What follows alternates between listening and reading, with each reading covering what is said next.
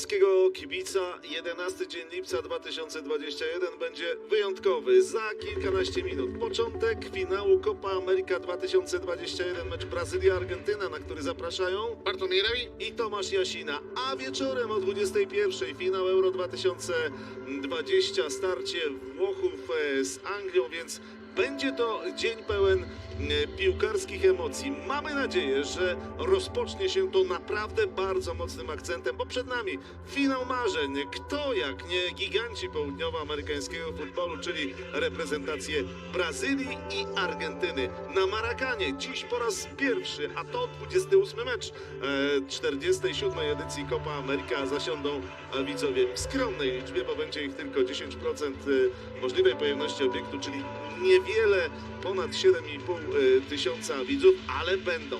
No i to jest taka uwertura do tego, co nas czeka. Tak jest. Ceremonia wirtualna, ale efektownie wyglądająca. No i rywalizacja, która jest największym klasykiem w Ameryce Południowej. Ale a propos Euro jeszcze muszę mały pstyczek. 3 Brazylijczyków w reprezentacji Włoch, a łącznie 28 Argentyńczyków grało w reprezentacji Włoch. Także też taki element Kopy Ameryki. Kto wie, może jeśli Włosi wygrają, to część latynosów też będzie się cieszyć z tego powodu. Panorama Rio de Janeiro, Maracana, piękny obiekt, na którym dziś rozegrane zostanie finałowe spotkanie Copa America 2021. Mówiliśmy o tym, że to 47. edycja. Różne były koleje losu tych turniejów, bo przecież pierwotnie odbywały się jako Mistrzostwa Ameryki Południowej. Po raz pierwszy w 1975 roku rozegrano turniej w formule zbliżonej do tego, co oglądamy obecnie, współcześnie w XXI wieku, w końcówce wieku XX. Reprezentacja Argentyny do tej pory ma na swoim koncie, licząc oczywiście wszystkie turnieje, 14 wygranych. Brazylijczycy wygrali 9-krotnie. To, że stosunkowo niewiele, bo jest jeszcze Urugwaj, który ma 15 wygranych w tych turniejach, to też wynika z tego, że nie zawsze startowała najsilniejsza reprezentacja Brazylii, że nie zawsze brali udział również w tym turnieju Brazylijczycy. Tak, zagrali tylko 37 razy, są na 5. miejscu, jeśli idzie o uczestnictwo, liczbę tych uczestnictw w imprezie i dopiero od 75 tak na serio, no a jak zaczęli grać na serio, to automatycznie najwięcej tych turniejów wygrywali, a już ostatnimi czasy są absolutnym hegemonem. Wcześniej konflikty, jak to w Ameryce Południowej często bywało, powodowały, że po kilka razy z rzędu potrafili opuścić Copa America, a kiedy już wygrali 2 mundiale z rzędu, to w ogóle kpili sobie z tej Copa Ameryki, wystawiali jakieś rezerwowe składy, bo woleli grać tournée zagraniczne w Europie czy w Ameryce Północnej, gdzie płacono ich w dolarach. W tamtych czasach jeszcze za Copa Amerykę pieniędzy nie dostawali, a że po wygraniu 2 mundiali każdy chciał z nimi zagrać, więc płacił im za to w twardej walucie. Widzieli Państwo puchar, który dziś po tym meczu wzniesie kapitan zwycięskiej drużyny. Czy będzie to kapitan reprezentacji Argentyny, Leo Messi, czy też kapitan reprezentacji Brazylii? Przekonamy się. Przypominamy, że w odróżnieniu od spotkań fazy pucharowej, tych wcześniejszych i meczu o 3. miejsce, gdyby w tym spotkaniu skończyło się remisem, no to będziemy mieli dogrywkę. W tych wcześniejszych spotkaniach od razu po remisowych meczach przystępowano do rzutów karnych. Tak było chociażby w półfinałowym starciu Argentyny z Kolumbią. Przypomnijmy, tam Argentyńczycy zremisowali 1-1, ale wygrali rzuty karne 3-2. Brazylia poradziła sobie z Peru 1-0. Są bohaterowie, giganci południowoamerykańskiego futbolu. Nas też dziś będzie pasjonował pojedynek między Leo Messim i Neymarem. Leo Messi, świetne liczby na tym turnieju, 4 strzelone gole, 5 asyst. Neymar 2 gole strzelone, ale też jest ważnym piłkarzem swojego zespołu. Na pewno jeden i drugi może pretendować do miana najlepszego piłkarza tego turnieju. No, duże znaczenie będzie miało to, kto dziś po tym meczu będzie się cieszył ze zwycięstwa. Thiago Silva i Lionel Messi wyprowadzają swoje zespoły na murawę Maracany w Rio de Janeiro. Esteban Stoic z Urugwaju będzie sędziował to spotkanie. Też taki trochę kontrowersyjny wybór. W ogóle kontrowersji związanych z tym turniejem było bardzo dużo, począwszy od pierwotnych gospodarzy, którzy ostatecznie gospodarzami nie zostali poprzez wszelkiego rodzaju inne sprawy związane z tym właśnie turniejem, do czego będziemy na pewno w naszej relacji wracać. Natomiast teraz oba zespoły są na boisku. Za moment hymny. No to ja sobie już przygotowuję po hymnach niespodziankę odnośnie sędziego, którą Ci obiecałem, bo pierwszy raz zdarzyło mi się przy okazji, bo ja nie jestem fanem zbierania informacji o sędziach, przygotować dla Ciebie specjalnie dossier tego arbitra.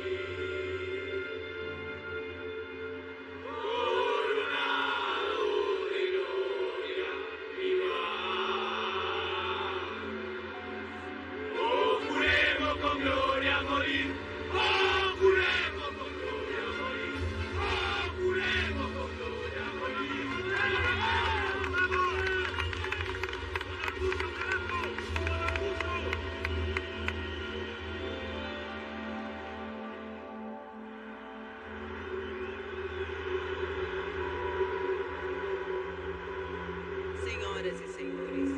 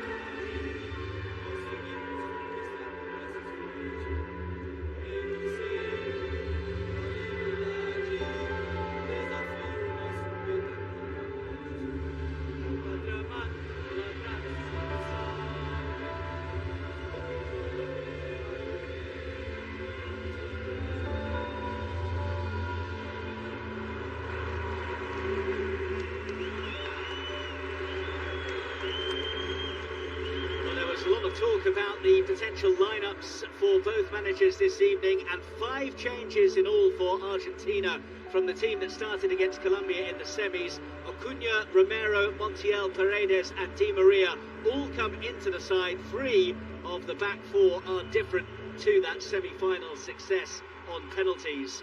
In contrast, it's the same Brazil side that started their semi-success against Peru, which means that Thiago Silva continues at the heart of the back line alongside Marquinhos. There were some suggestions that Eder Militao might come in for the Chelsea man.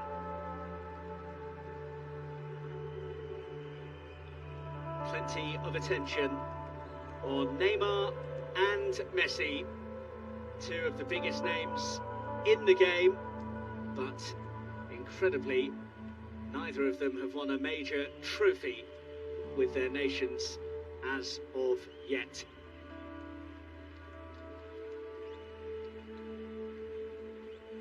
The 39-year-old Uruguayan Esteban Osterhich is the referee tonight. The former chess teacher was the 4th official for the controversial semi-final meeting in the Copa between the sides here at the Maracanã 2 years ago.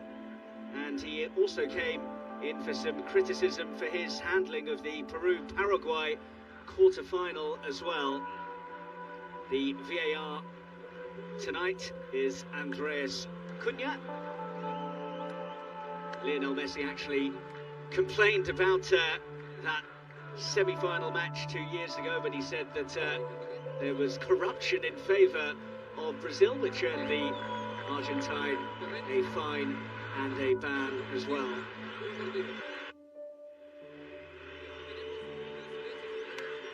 A reminder as well that while we had no extra time in the quarterfinals or the semi-finals, it is reinstated for the showpiece event. So if it's all square after 90 minutes, we will have an extra half an hour before a penalty competition. Ahead of kickoff though, as we have had at all of the matches in the Copa America, which was delayed a year due to the coronavirus pandemic, we will have a minute's silence, both in memory of all of those who have lost their lives to COVID-19 and in recognition as well of all of those that are helping to fight the virus as well.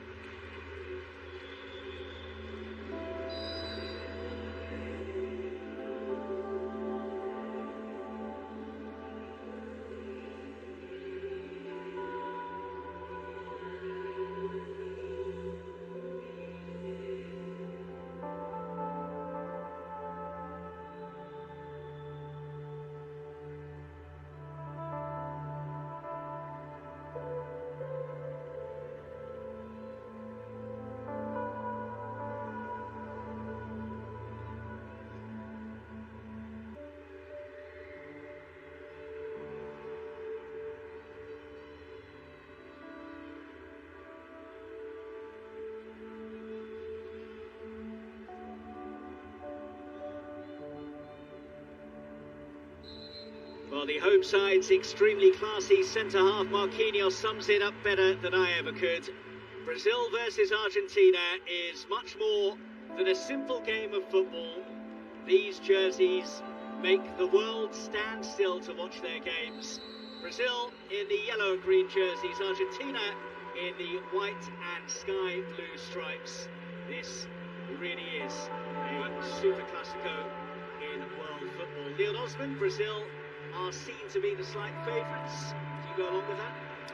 Yeah, I think I would. I think the fact that they're on home soil, I think that their record in this competition over the past 10 or 15 years would suggest that they are the favourites going into this game. You'd have to give them that right. And I'd expect to see them try and start the game in that manner. Start it in a comfortable fashion, try and control the play, dictate the tempo of the game. Try and set an early message out today. Looked out by the hero of the semi-final penalty shootout win for Argentina, Emi Martinez. The Argentine has been called a phenomenon by Lionel Messi for his displays, which has seen him cement that goalkeeper position, which has been a problem position for Argentina over the years. Mr. Hitch is already telling Lionel Scaloni to pipe down. Might be a long night for him in that respect.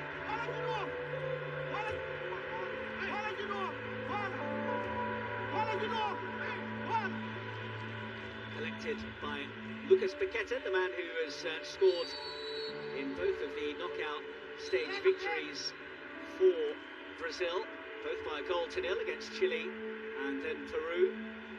Yeah, he's very good in both of those games, Lucas Paqueta. Match winner in both, but his all-round game was particularly impressive. You know, when teams and opposition like Argentina will today, you try and identify Neymar as the go-to guy for Brazil, but they do have quality players throughout the rest of their team. Lucas Paqueta in particular has been one of them.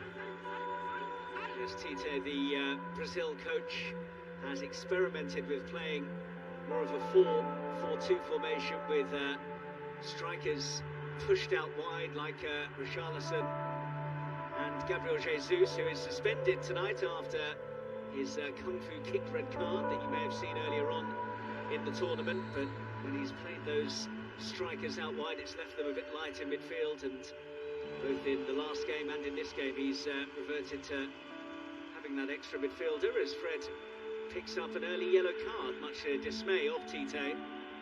Yeah, initial thought was that was a touch harsh. I think he probably does follow through the ball afterwards and just does rake down the shin. Montiel on that right-hand side of the field. Generally, you can see that players may get away with the first one. Not on this occasion. Fred straight into the book, and you'll have to be careful now for the remaining 87 minutes of this game. The Ajax fullback Nicolas Tagliafico started the last game at left back, but Marcus Acuna is in for him, and Gonzalo Montiel on the right side of defence has replaced a player who's impressed generally, Nahul Molina, on the books of Udinese, the 23-year-old. The other change coming at the heart of the back line with Christian Romero, who they have high hopes for in the Argentine national setup. He's missed the last few games for injury, but back today, so 3 of the back 4, different to the side that started the semi-final for Lionel Scaloni. Other of those to come into the side was Angel Di Maria. It was no surprise to see him come back into the team. His performance was impressive when he joined the game in midweek against Colombia. His side were just off the pace at the moment he came on, but his performance really was probably one of the reasons why Argentina edged it in the end. He was very impressive. He drove at the opposition, really carried the ball and carried the fight to Colombia. No surprise to see him into the side. Ederson again getting the nod between the sticks for Brazil. What a wonderful embarrassment of riches Tite has to pick from in that position. Alisson no longer the undisputed first choice. He and Ederson jostling for that number 1 jersey. Ederson was given both knockout round matches, which some thought was evidence that he had his nose in front, but there was the counter argument that Tite did that while promising the final to Alisson. But it is the Manchester City man who starts in goal ahead of the Liverpool keeper. Yeah, I don't think you can argue too much if he decides to choose either of those options. Both wonderful goalkeepers. I think the big surprise would have been if he'd left, say, Alisson out for the quarter-final, for the semi-final, but then to bring him back in for the final. I think once you've made that decision with a goalkeeper, you tend to stick with them throughout a competition, throughout a tournament, give them a run of games. I think that's when certainly most football players, but goalkeepers in particular, are at their best. Here's Otamendi. Cunha getting forwards well. Chase on for Danilo.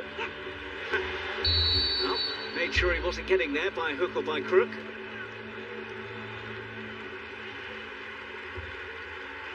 That's good enough defending by Danilo. Just stepped his body across the Cunha, but it was a positive run by the Argentinian left back. Really tried to drive, commit the defender. Danilo, who generally is the more disciplined of the 2 fullbacks for Brazil, tends to play a conservative role on the right side of that defence, while Renan Lodi will be the player who will gallivant further forwards and normally allows this man Neymar to tuck inside from the left and pose more of a threat in a roaming role. Yeah, he does. As you said, Danilo is more of an old-fashioned fullback, plays from this position here. And he does get forward. They tend to be underlapping runs into positions where he can actually get shot on goal. Nicely done by Lautaro Martinez, who was looking to utilise the pace of Di Maria. Pace is perhaps an area that Argentina will look to exploit. Thiago Silva looked a little bit slow in the semi-final success against Peru at times. Well, Argentina won the free kick. Certainly a foul, a crunching tackle. I think it was by Casemiro in the middle of the park as Fred just got caught in possession. Fred thought about making the foul himself, but already being on a yellow card.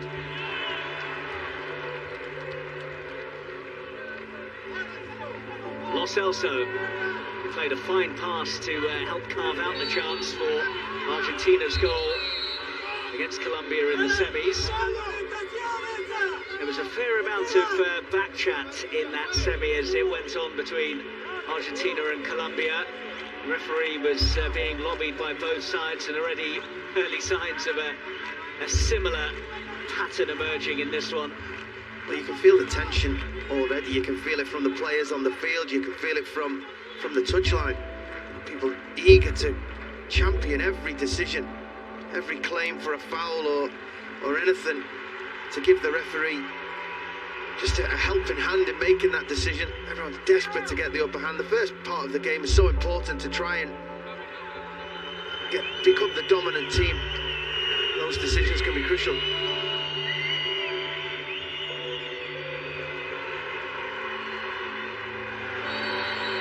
Richarlison with the foul on Paredes.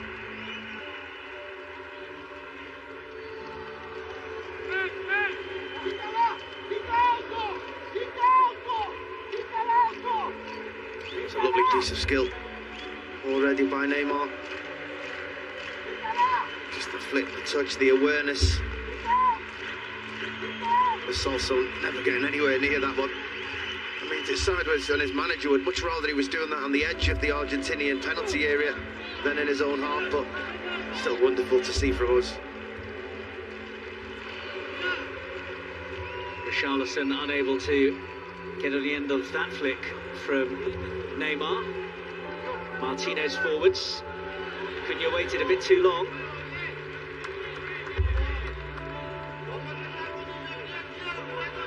The last competitive meeting between the sides came in the semis of the Copa 2 years ago. Brazil winning 2-0 in Belo Horizonte with goals from Gabriel Jesus and Roberto Firmino. That was also Argentina's last defeat. It's an impressive 19 games unbeaten for Lionel Scaloni's side since then. They're looking more like a unit these days, Argentina. I think criticism in the past of having wonderful individuals, but not being able to come together as a team when major competitions come around. But Scaloni seems to have found the answer for that. Messi seems to be well emerged in the team at the moment. The team are playing well. They're fighting for every single game. They're not happy just to win 3 and lose 1. And they're looking a much better outfit. Cunha on the move.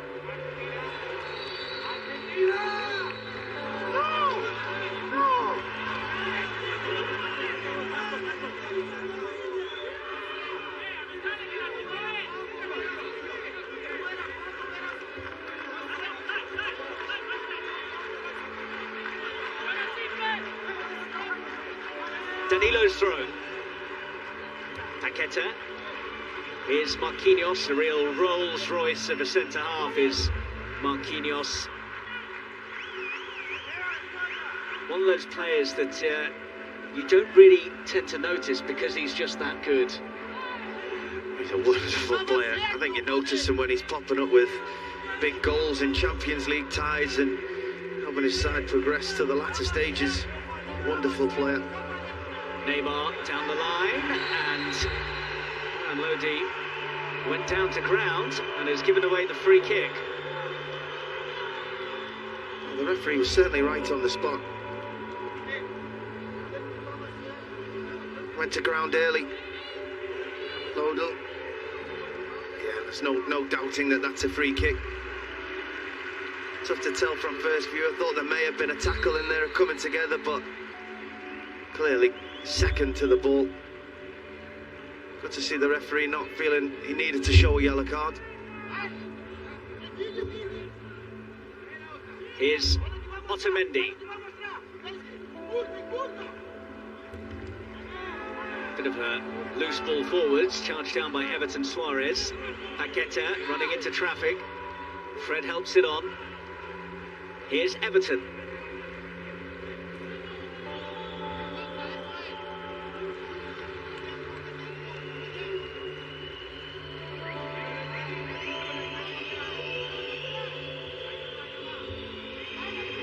Both teams are showing each other a bit of respect at the moment with their team selections and the start of the game. Richarlison trying to nod it down. Chance! Well, they get a bit lucky there in the first half sight of goal. Protests about a potential free kick in there go on, but play also goes on. Well, it's great to see. Just mentioning that the respect teams are showing each other by thickening up the middle of the pitch. Paqueta poking it on and then was bundled over, so it will be a free kick. Well, you can see what Neymar's point is there. He's saying if that's the damage, where was the free kick? I think that's from the effort, from the knockdown. When he had a shot at goal, you see the sock ripped as well from Lucas Paqueta on for that challenge he's just taken to win the free kick. That was raked down his shin. Good use of the shin pad there. Certainly would have caused a bit of damage on that shin bone. But it was good to see from Brazil. Yes, Argentina thickened up the middle of the pitch, yet happy to go long and play direct. There's nothing wrong with being direct with quality, as they just showed there. Richarlison with the knockdown, Neymar unlucky with the effort.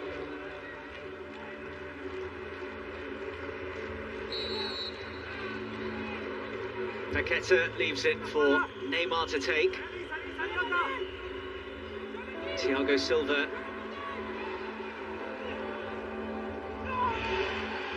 Another collision and another appeal. Montiel this time lobbying the referee for a yellow card. I'm not quite sure which free kick he ended up giving. Everybody seemed to be claiming for something. There's a challenge on the ankle of Montiel, then there was a potential kick to the face of one of the players. There was a challenge with Messi and Casemiro as well.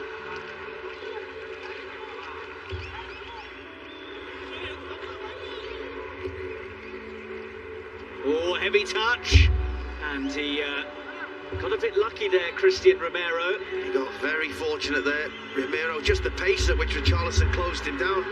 Now Messi, and danger. Rodrigo de Paul. Messi to Di Maria, held up by Renan Lodi. Richarlison across to help out, and Di Maria lost his way. Richarlison's lost his too. Here's de Paul. Paredes. Montiel. Here's Messi. Di Maria, Messi, they've worked that well. First real time we've seen that little circuit of quick, sharp midfield passing from Argentina that they like to try and employ.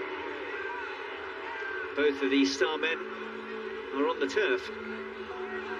Yeah, they are. I think Neymar will be back to his feet quite quickly. I think it was certainly a foul on the Brazilian number 10, as he just tried to knock it past. Yeah, I don't think there's be too much trouble with him continuing the game.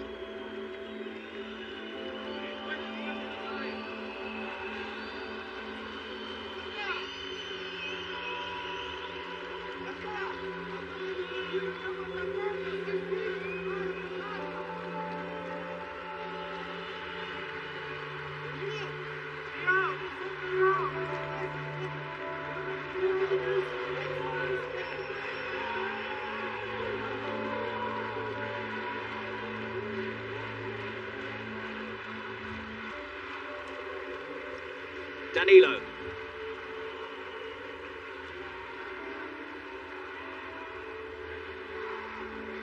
I think Everton was expecting it to go out and it didn't. Brazil have it. Just over a quarter of an hour played at the Maracanã, 0-0, and no serious chances of note. Neymar.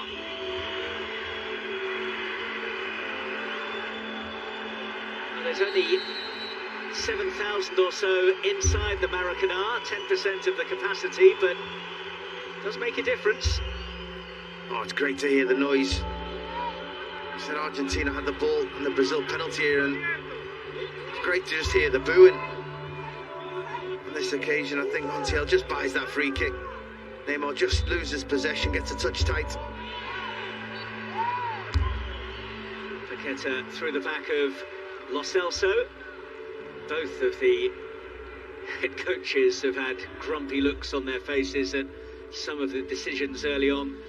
Yeah, well, it's been very stop-start in the opening of this game.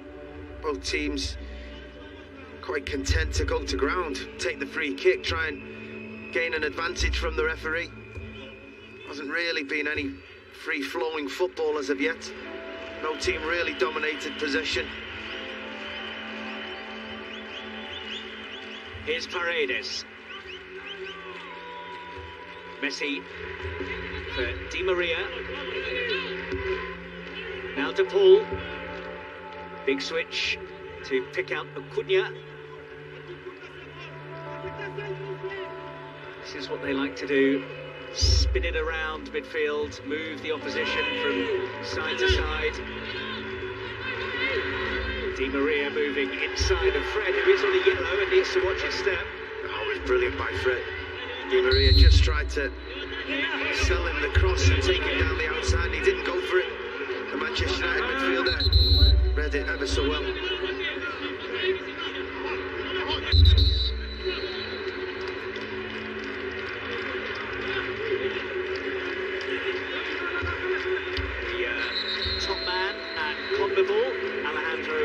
Dominguez in attendance.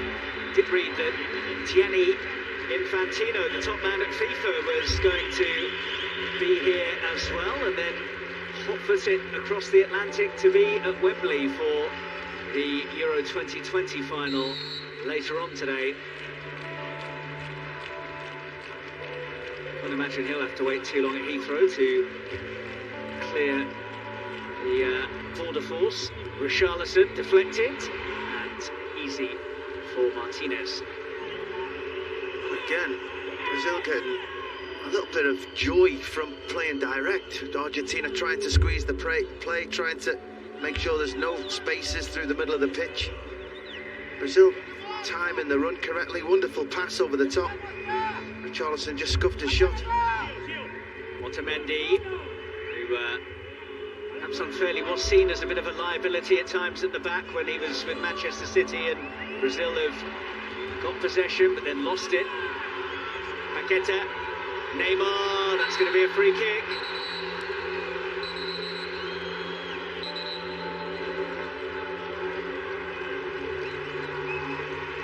In fact, it might be an offside.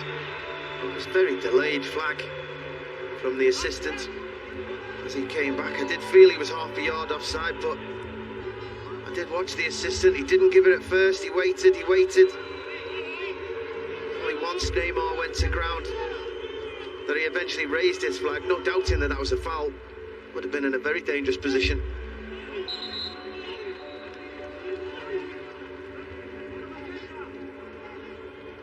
Brazil and Argentina meeting for the 34th time at the Copa America. Argentina with the better overall head-to-head record, 15 wins to Brazil's 10, but in the 7 previous games between them in the Copa played in Brazil, the hosts have never lost.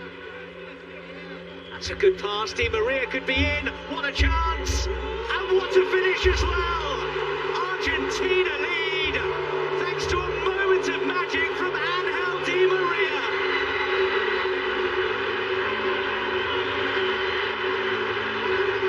There might not be many Argentina fans inside the Maracanã, but they are making a right racket.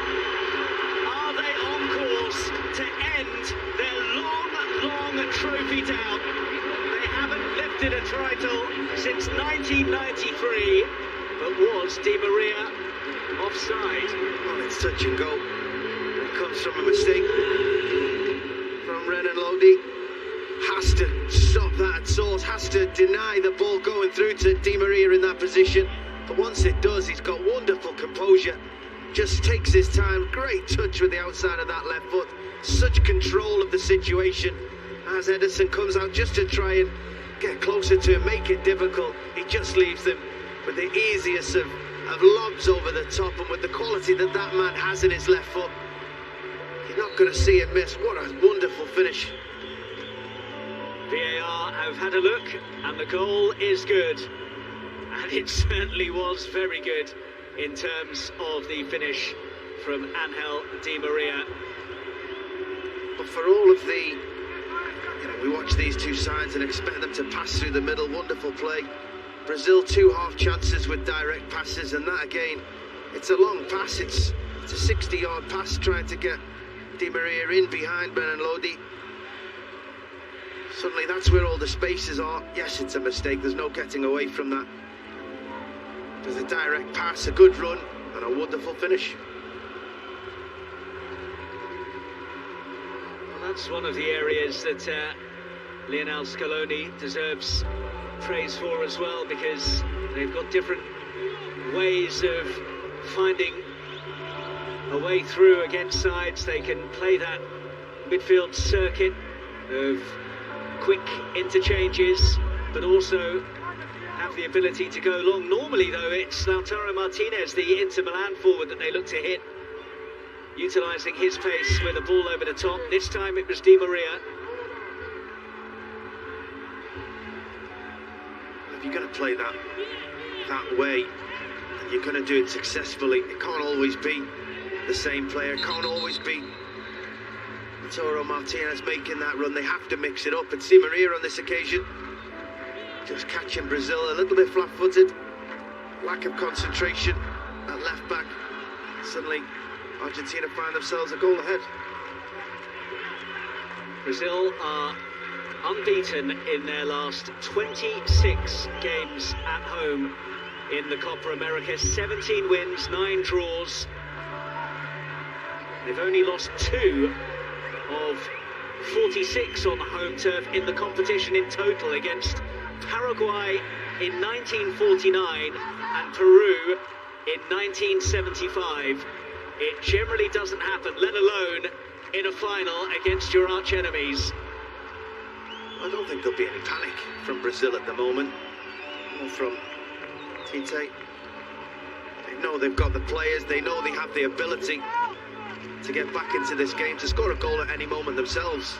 What they do need to do, considering the type of team that they are, is to get control of the ball, keep possession in the Argentinian half, get Neymar in the game. We've not seen Everton at all, because Paqueta hasn't had the influence that he's had. These boys, the players, need possession of the ball. But yeah, it's been neither teams really took control.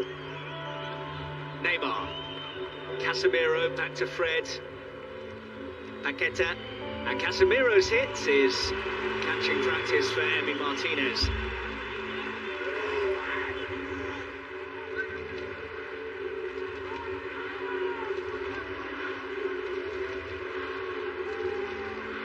It's been some time since Argentina had a keeper that they could really call top draw. Lionel Scaloni's used 8 since the 2018 World Cup finals, but Emi Martinez appears to have solved that particular problem. What a rise he's had in the past 18 months, from getting in the Arsenal side after an injury, to staking his claim for that position, to Aston Villa, to find himself in the Argentina first team. If anyone saw his performance in the semi-final, especially in the penalty kicks, when he had the confidence and the character to give it out to the penalty takers and just try and put them off the stride, that's a sign of a player full of confidence and belief in themselves. That's why you're seeing him playing for Argentina. It's almost like an Ashes test match, that penalty shootout, the amount of sledging that Emi Martinez was dishing out, but it seemed to do the job as he made 3 saves in that shootout, and Lionel Messi called him phenomenal after the game. Well, some players, some people might not like that or appreciate that, but I think it shows your character. I think it shows who's got strong characters, who's tough, who can handle that situation when you're really up against it. 1 or 2 of the Colombian players just came up a touch short. Lionel Messi was actually named player of the tournament before the final even kicked off, and he has been the standout player during the 4 weeks of the competition. Scored 4 goals, and he's been involved in all 11 of Argentina's goals at the tournament, either by scoring or providing an assist, or another new one on me, a pre-assist, which is the pass before an assist. Oh, I'd have had loads of those.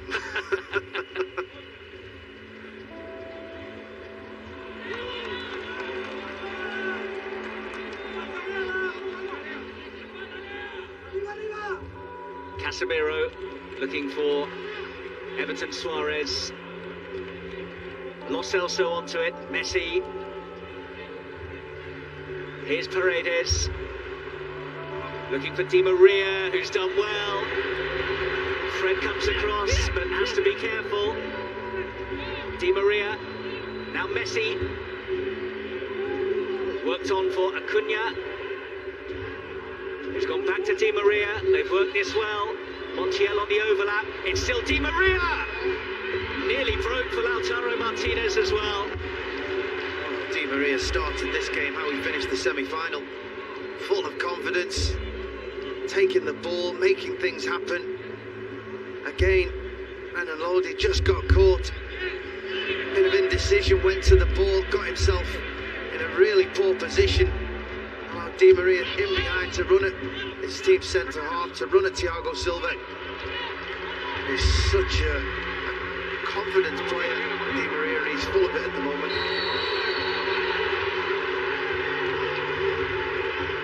Free kick taken quickly. Everton forced back. Here's Marquinhos. Now Casemiro finding Fred.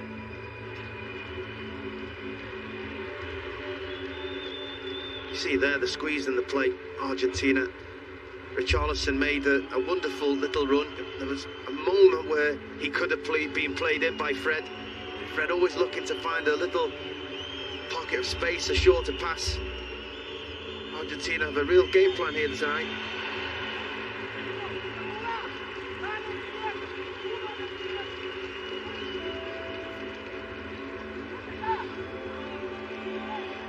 That could have gone anywhere. Again, Di Maria onto that left foot. As it comes off Thiago Silva, he said it could have gone absolutely anywhere. Martinez wasn't far away from the rebound. I'd be trying to get him on the ball as much as possible if I was in an Argentina shirt.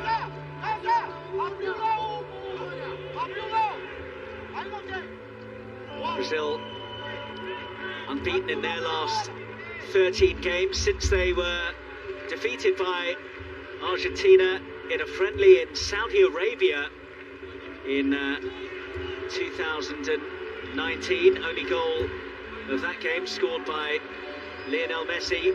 Since that defeat, across those 13 matches that they haven't lost, they've kept 10 clean sheets, conceding just 4 goals. They've been tough to breach, but Argentina have won, and you fancy they'll have opportunities to get more given the way the game is panning out.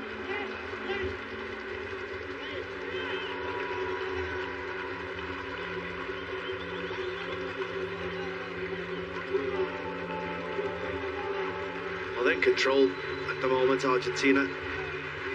Brazil on the back foot. Argentina keeping good possession. Quick when they lose the ball as well. Quick to put pressure on a Brazilian player, trying to win the ball back straight away.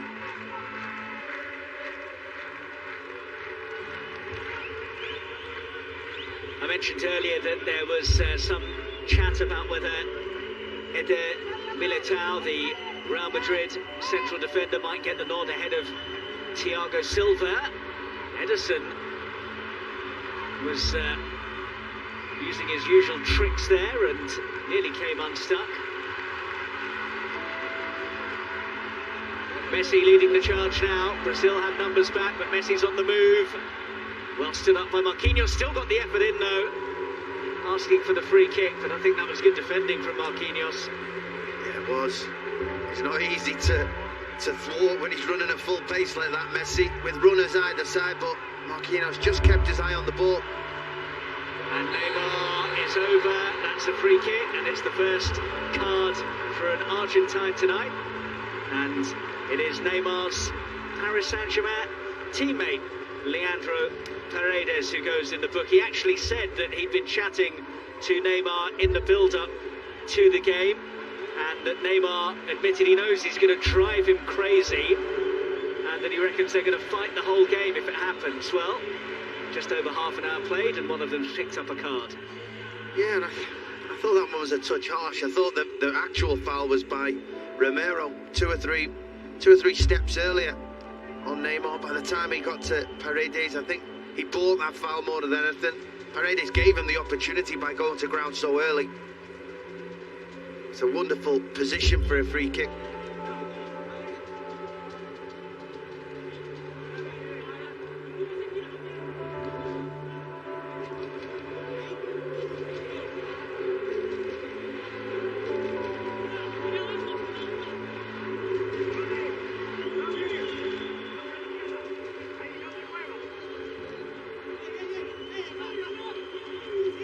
There's been so much talk about Messi not having won anything with Argentina. Neymar also looking for a first major success with his country. He was injured for the 2019 Copa America success.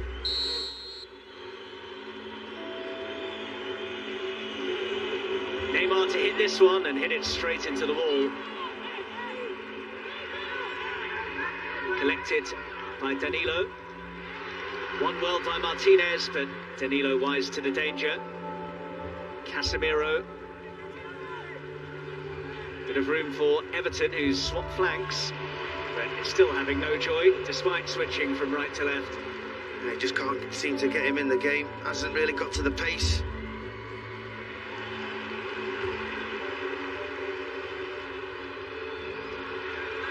Martinez's touch, not quite what he was hoping for. But Brazil haven't really got going. As I said, we've not seen much of Richarlison. One or two glimpses of Neymar. Everton not been in the Neymar. Everton not been in the game at all. I don't think I've mentioned Paqueta's name as yet. They need to get a grasp of this game quite quickly.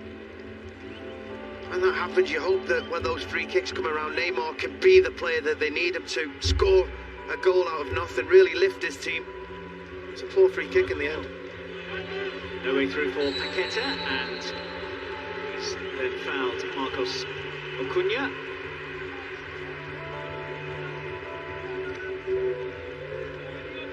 Well, there he is, Lionel Messi, hoping to end Argentina's 28-year wait for a senior title. This could be the goal. Very straightforward, a run in behind, a pass in behind, a mistake. But take nothing away from the finish. That was a delightful touch with the outside of that left foot, and could be a huge goal for Argentina. They've been the better side in this first half, certainly for the first 35 minutes. They've had more control of the game. They seem to have had more of a plan with regards to how they're going to attack and when they're going to attack.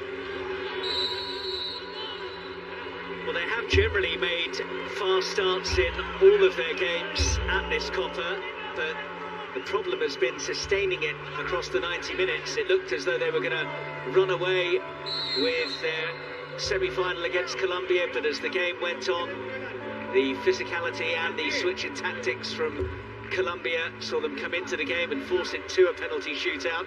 Here's Di Maria again, though.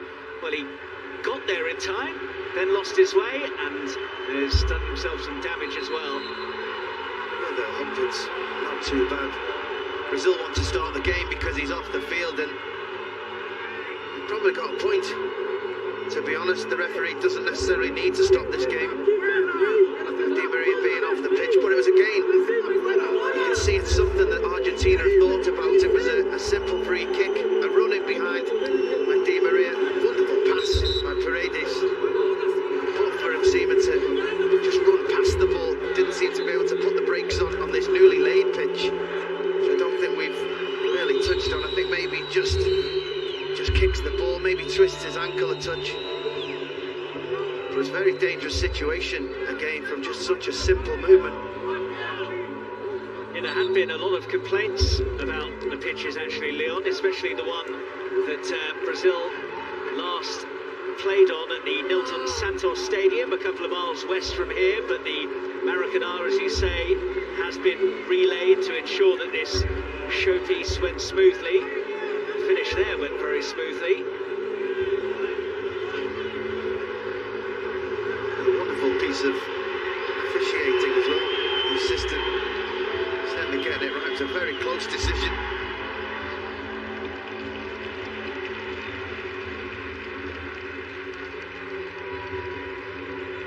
They've been very comfortable, I think, Argentina in this first half. You wouldn't expect that when you're thinking Neymar, Richarlison, Paqueta, Everton, especially with Lodi, who we usually see in an attacking sense down that left-hand side. He's had to do much more defending in this first half. Brazil as an attacking unit haven't really got going.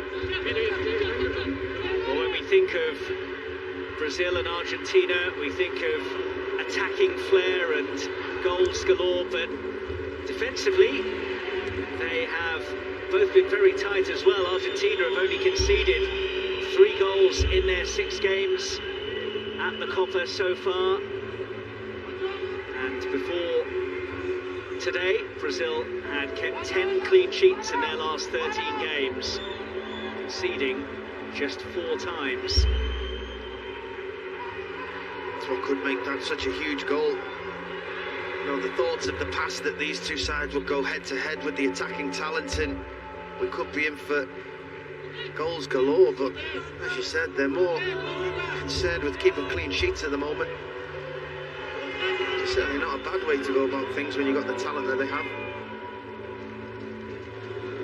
5 minutes to go until the break then at the Maracanã, and Angel Di Maria's wonderful finish is the difference.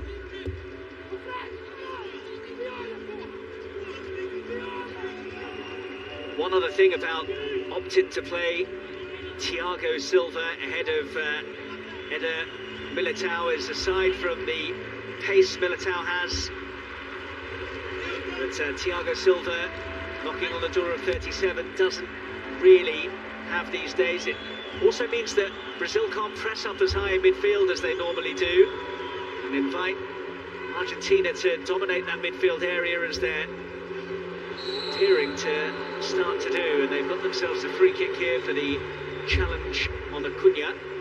Well, Thiago Silva's a class act, there's no doubt about that. He'd be in my team if I was selecting it. Yes, it means that, you know, they do have to be wary of pace in and around him, but I think he gives you so much more as a player, as a leader. Certainly not hindered them up until this point. Here's Acuna, closed by Richarlison.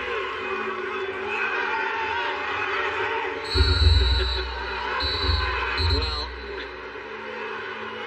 it's been wonderfully niggly. Yeah, you see that so often in these ties. There's so much feeling between the two that generally spills into every single decision, every single tackle, every single claim for the ball.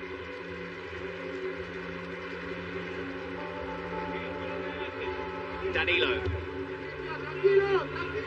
Neymar invited the challenge, kept his feet, and Romero kept his eye on the ball. Good defending, really tight to Neymar. I think that's what you have to do. I think you have to try and stop him before he gets going, before he gets into his stride.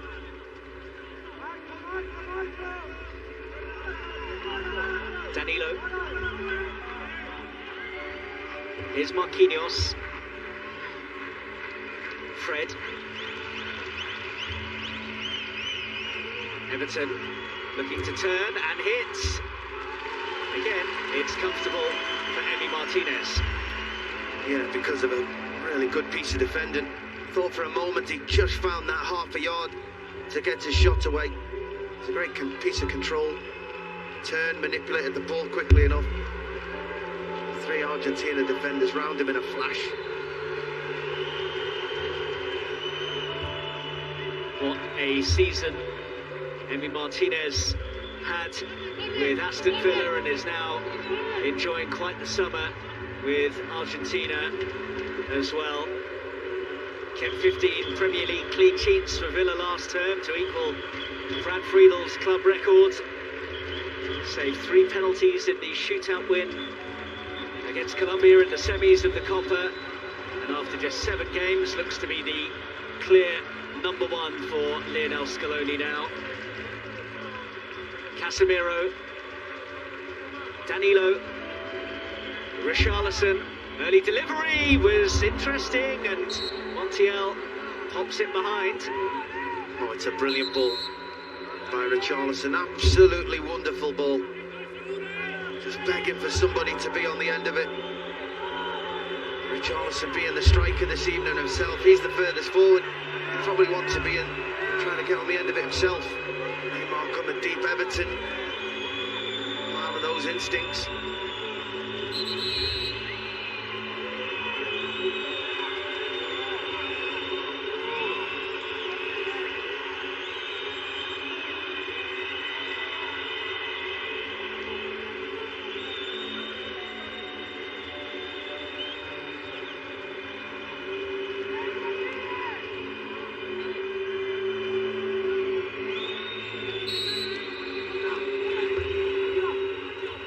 Flicked on and flicked wide.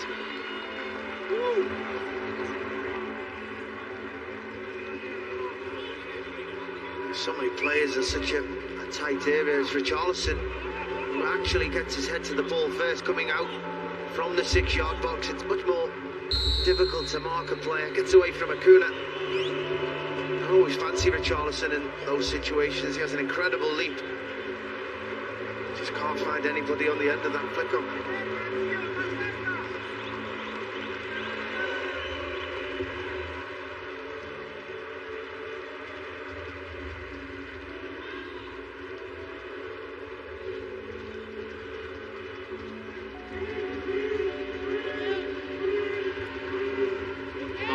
Digs it out to Fred, who was quickly closed down by Paredes.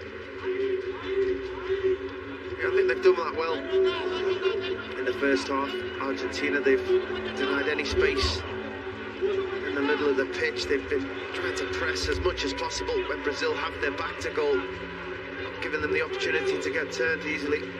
Space for Di Maria. Now Messi. Lo Celso. Oh, nearly. It was very, very nearly. You see Messi just give Lo Celso a thumbs up. That was very unfortunate. Lovely nutmeg to try and get Messi back in. But it was Marquinhos who was actually just tracked the run really well.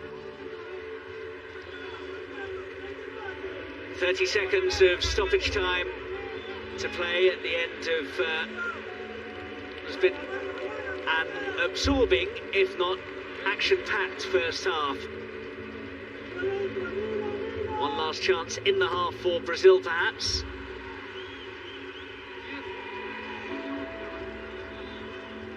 Here's Fred.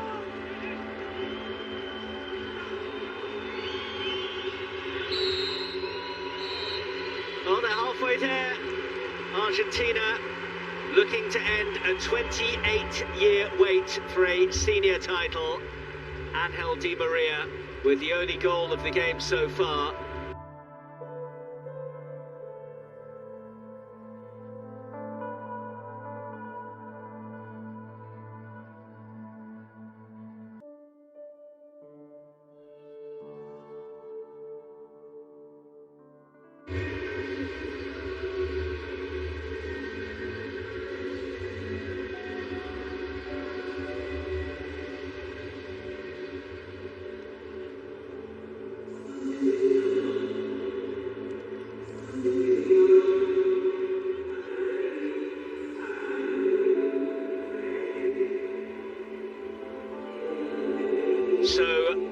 Welcome back to the Maracanã, where we are underway in the second half.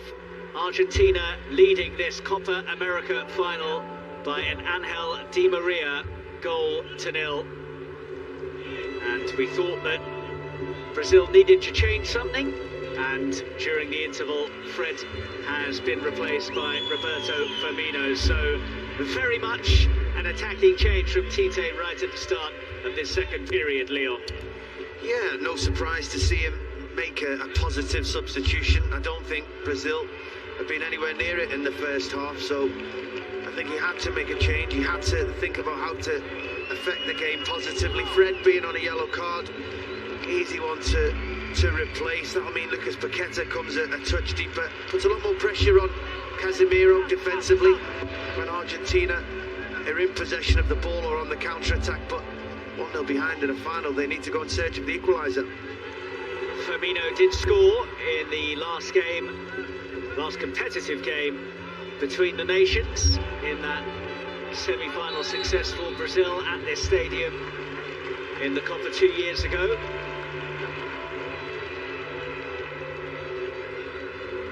Is this to be Messi's moment? So much talk about whether he can truly be seen as the greatest if he hasn't won a senior title with his nation. Although his coach Lionel Scaloni, along with a lot of the other great and good of the game, said that Messi doesn't need to win any particular title in particular to prove his greatness.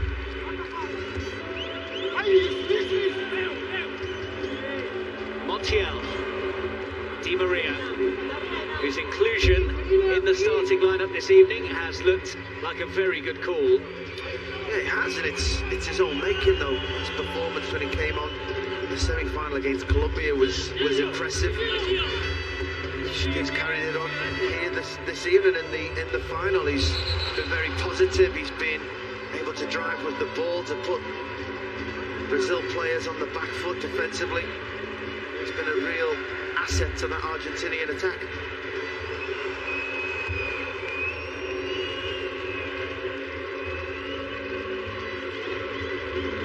Well, it's been a long wait for Argentina to toast a Copa America success once again. 28 years since they last did so. If they do emerge victorious this evening, they will draw level with Uruguay. 15 Copa successes overall. Charleston doing a good incredulous impression there and not getting the decision. Well, I think he's got a point, to be fair. I think either it's a foul or it's a corner kick. I'd like to see it again. Oh, I'll take that back. It was Richarlison's foot that played the ball out of the field. Really good spot by the referee. Otamendi there, I think, miscontrolled the ball, but then tried to make out he was letting it run. Here's Messi, who will run. First time he's really had some open space in front of him. Offloads to Di Maria. Di Maria trying to work it back to Messi. Good strength to ouch Casemiro off the ball, which is no easy feat. It's the kind of space that Brazil are taking the gamble on in this second half, and the replacement of Fred out of that position. Messi's the clever, he's intelligent, he'll drop into those spaces, he'll pick the ball up and able to drive. Casemiro cannot cover the whole midfield by himself, so expect to see Messi on the ball in them positions again in the second half. Risky. Richarlison onto it. Neymar wants it. Still Richarlison. That's a bit of a waste. Here's Rodrigo de Paul. And Paqueta halts him illegally. Top class midfield play by de Paul. Knew his team were in trouble, got back and sensed it. Nicked the ball, run away with it, and then just bought that free kick, allowed his team to get up the pitch. Real intelligent play. Here's Messi. Lovely stuff. Tees it up for Di Maria.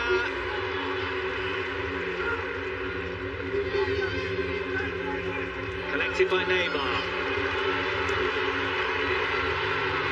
He was crunched there, advantage play, there is none.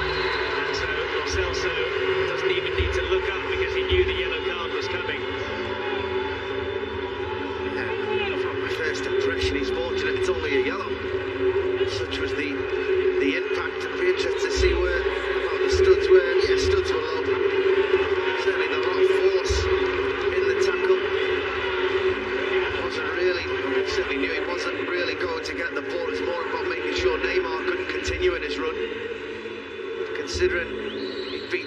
players already, had a lot of space to run into. Not the worst yellow card he'll ever take. Marquinhos. Firmino worked on for Everton. Renan Lodi. Everton back to Renan Lodi. Charleston trying to make something of it.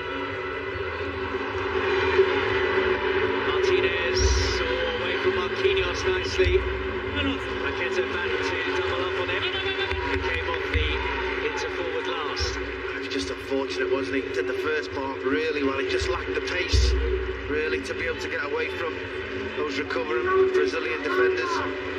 That's the danger for Brazil. They know they're going to have to start forcing the issue in this second half. They will leave spaces for the counter-attack. Richarlison is in and scores. And the flag is up. They will check it. But Richarlison's celebrations are short-lived. Okay, it was a really late flag by the assistant referee. Take nothing away from the finish when it came back, the reaction. Let me see. Yeah, I think he's probably got that one just right. Well, initially, Richarlison skipped past Otamendi, tried to pick our teammate in the middle, and when it came back, reacted ever so well. Just straight, just half a yard offside.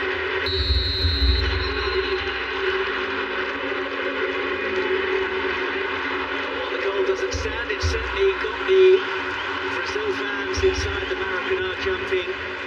Around about 7,000 supporters have been admitted into this famous arena tonight. No tickets were put on sale. It was guests from both of the Argentine and Brazilian football associations that were allowed entry. And perhaps because he's walking a tightrope after that yellow card for the challenge on his Paris Saint-Germain teammate Neymar, Leandro Paredes will make way. I would suggest that's exactly why Paredes is leaving the field. Don't want to gamble with him being on a yellow card, potentially going down to 10 men. He's had a pretty good game in that position. The man who's coming on for him, Guido Rodriguez, is an even more defence-minded defensive midfielder. So he will just sit there. He actually got another header for Paredes in the last game. Here's Richarlison. Blocked well by Martinez.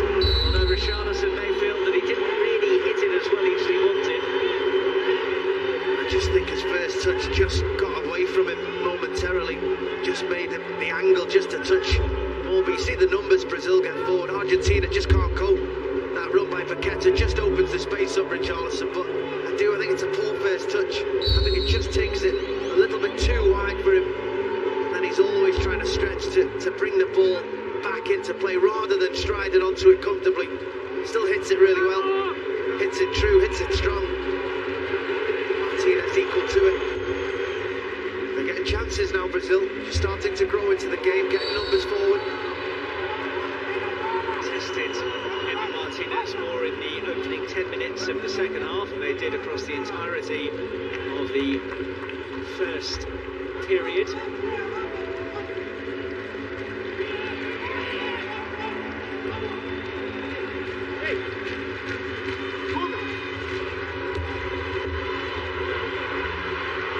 Here's Everton.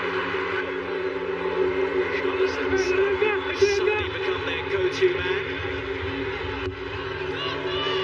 That's offside against Paqueta. Play goes on for now. Down goes Neymar.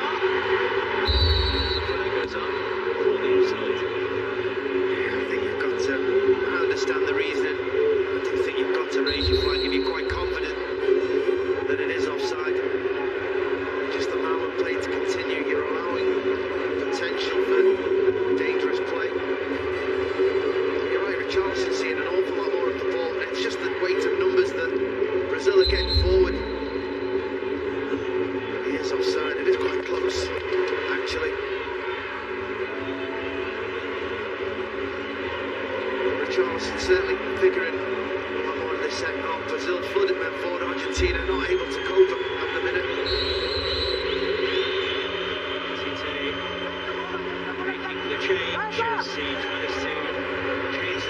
this game and avoid his first ever defeat in the Copa America. He's never on the end of a loss, 9 wins, 3 draws so far.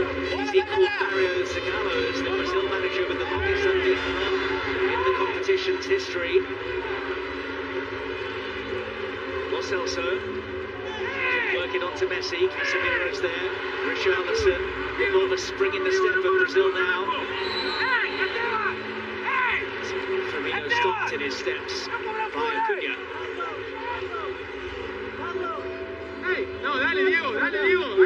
Competitive in the middle of the pitch at the moment. It seems desperately trying to win the ball back for the opposition.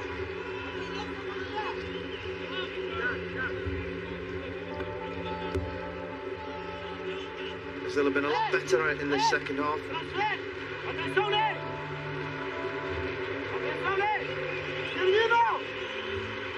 Thiago Silva. Neymar took the contact, and then did he make contact on Rodrigo de Paul? Well, the free kick has gone Argentina's way. And de Paul is making it very clear that he was caught in the face. And the Argentina players really close to the situation and wanting more action from the referee. I don't see it myself. I think when you're a player who runs with the ball and holds the ball like Neymar does, you can't do it without your arms, you can't do it without your hands. That's just a hand in the face rather than a swinging arm. Yeah, we just see that Richarlison offside. Wasn't by much, but certainly enough. We get a lot more lines than we do in the Premier League. There's a good reaction finish in the end by Richarlison. All in vain.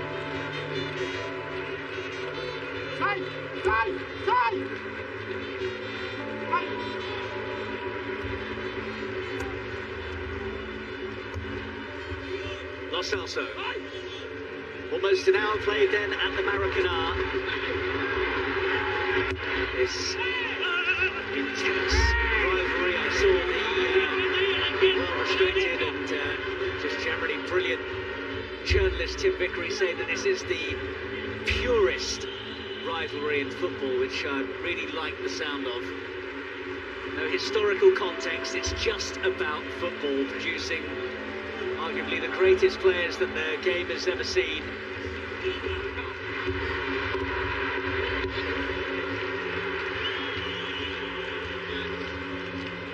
Martinez's touch wasn't the greatest you've ever seen.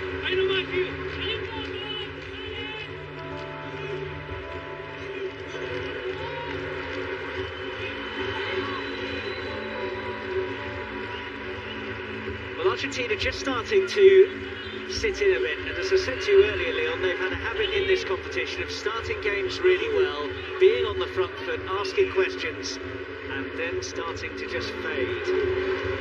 Yeah, I've seen it myself. I just wonder if they've just overexerted themselves in the first part of this game. I actually think Brazil have been much better in the second half. So they've committed men forward, they're taking off Fred, bringing on Firmino, another attacking player, bodies into the attacking areas of the field. It's just give Argentina something else to think about. The midfielders are now looking over the shoulder defensively rather than looking about what they can close down ahead of them. They could usually see Fred and Casemiro. Now they're always looking, trying to find Neymar, trying to find Paqueta. It's a much more difficult way of defending that way. Argentina have only won one of their last 19 away games against Brazil. That sole victory coming in a friendly here at the Maracanã back in 1998 when Claudio Lopez scored late on to snatch a 1-0 win. It doesn't happen very often. What an occasion for Argentina to prize a victory in the backyard of their big rivals. You're right, it doesn't happen very often, but that was when the Maracanã was full to the brim. Huge support. Slightly different at the moment with everything that's going on, the atmosphere, albeit great to have fans back in the stadium, isn't as intense as it would be usually. This is an opportunity for Argentina.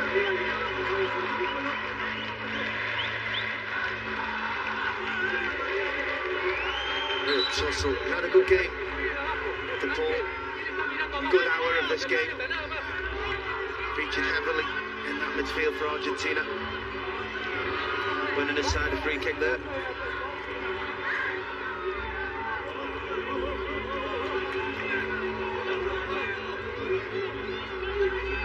Vinicius Junior, who has hardly had any game time, the Real Madrid winger, looks like he's about to be champed on as well by Brazil, but not before this free kick is dispatched by Messi. Good delivery it was as well, well defended by Richarlison. It's worked its way back to Messi.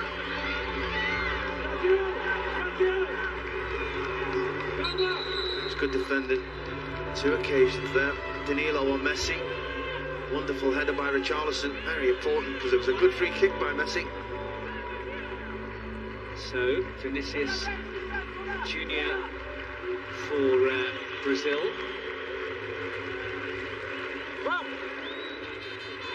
And off goes Lo Celso for Argentina. Nicolas Tagliafico is his replacement. Everton, the man that Vinicius Junior has come on for. Oof, dear, that is an awful pass from Thiago Silva. And it will be a gift of a corner for Argentina. Ederson can generally control the ball pretty well, no matter what the trajectory of it was, but the Manchester City man was never able to prevent that going behind. Might be a costly error. It was unlike him, wasn't it? Did take a huge bobble just as it arrived at his foot. Take it short. Here's Messi. Messi. Di Maria will chase, and Renan Lodi will jockey behind.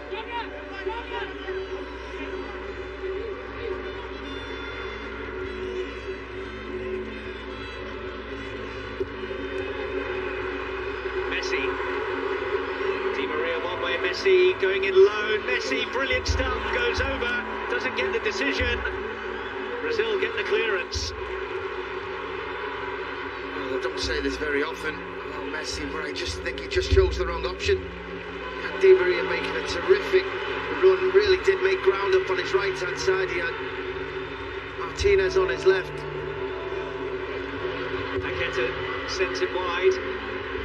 Firmino won't get there. Di Maria.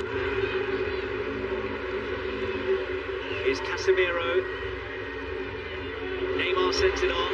Here's Vinicius Junior. Can he keep it in? Argentina have it back. Di Maria gives it away. Vinicius Junior trying to poke it to Neymar. Di Maria.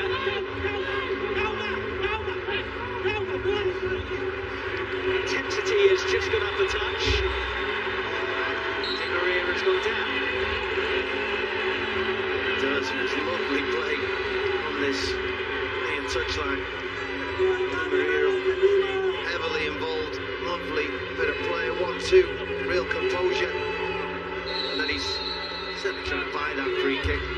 Had an awful lot of ground to make up. Neymar bought it. Good play.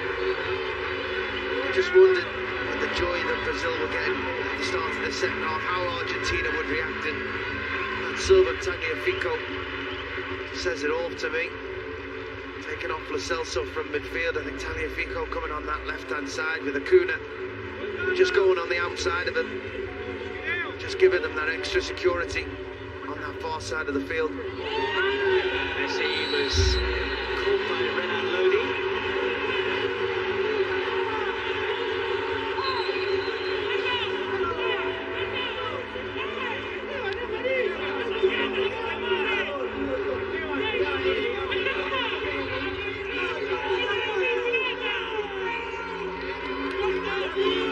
There's certainly no getting away from it being a free kick.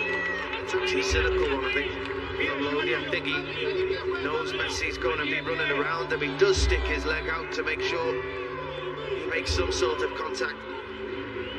I think for the rest of this game, certainly if the scoreline remains the same, they'll take the time over those decisions, Argentina. Di Maria finding Messi, looking for the angle for the shot, couldn't find it, but did come for Guido Rodriguez to chance his arm, but case probably of the wrong man in the right spot there for Argentina. Ederson, call as you like, Marquinhos, Paqueta dispossessed. That's a good squeeze from Argentina, although Brazil have come away with it. Neymar taking on the Paul and all down by him. That'll be a booking.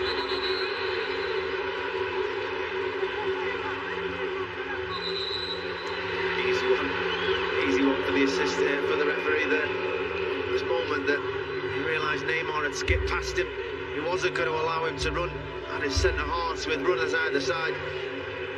Made sure, took the cynical foul, took the yellow card. Just like I said with the Celso earlier in the game, I don't think it's one he'll be too displeased with. A quarter of the game to go. Argentina still lead. Neymar drills in. Casemiro didn't really appeal for much. Not an awful lot in that one. There he is. Gianni Infantino, the FIFA president, will be hot-footing it across the Atlantic to London to see England against Italy at Wembley in the final of Euro 2020. Commercial. Down to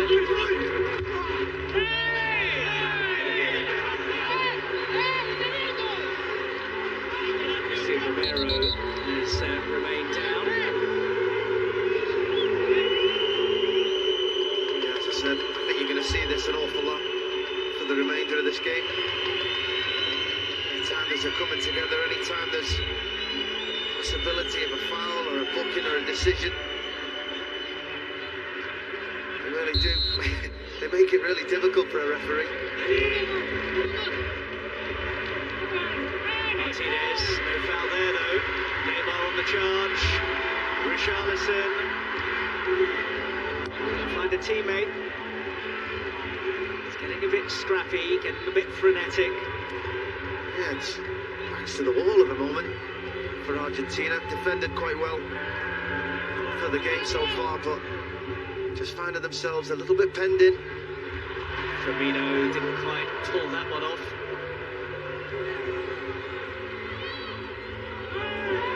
The ball goes over, this time he gets the free kick.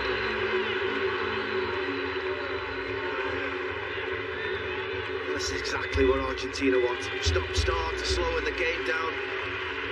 Bookings for the opposition.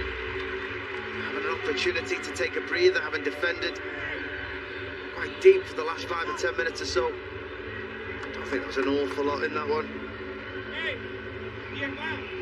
Certainly right in front of Scaloni on that Argentina bench. You could hear his cry. Di Maria. Back it goes from Montiel. Romero, who missed the last few games through injury. Big boost for Argentina to have him available tonight. He is seen as the best of the centre-halves that they have at their disposal. 2 balls on the pitch there. Heard about that in another big game recently.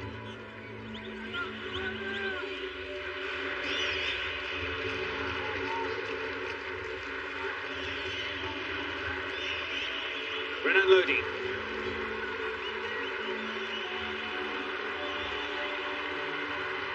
Neymar. It might come for Paqueta. Couldn't quite find the angle to fashion an attempt on goal. Well, he was nearly in again. Paqueta has a real way, I'd say, of drifting into those spaces. I don't think the pass was intended for him. I think Messi was trying to find Firmino. As he was bustled off the ball, Paqueta drifts in behind. You thought for a moment he was going to get another important goal for his team. Just always off balance. Tagliafico well marshalled in that situation.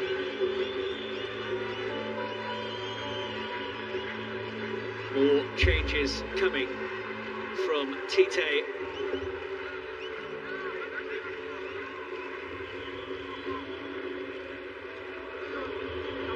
Di Maria. Marquinhos to Casemiro. Neymar. Firmino, I think, let it run. Paqueta, the latest in the book. Referee seems to have found his pocket. Yeah, he does, doesn't he? A silly one. I don't think there was enough in that to be a yellow card. I don't think so by the screams that are going on with every challenge at the moment, though. They really don't want to lose to each other, do they? The desire to win this football match. Messi has worked that well. Dangerous ball gathered by Ederson.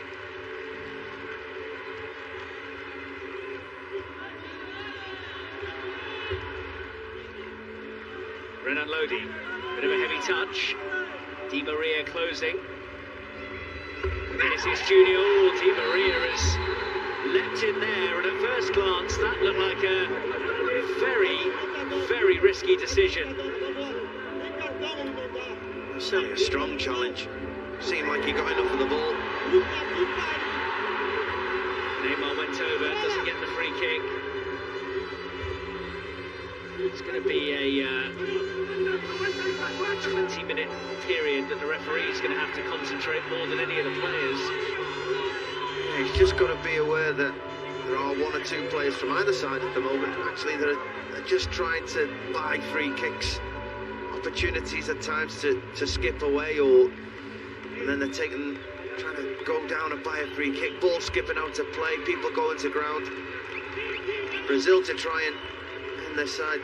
Opportunities, Argentina just to try and run the clock down. Charleston felt he was impeded there, but is told to get on with it. Di Maria.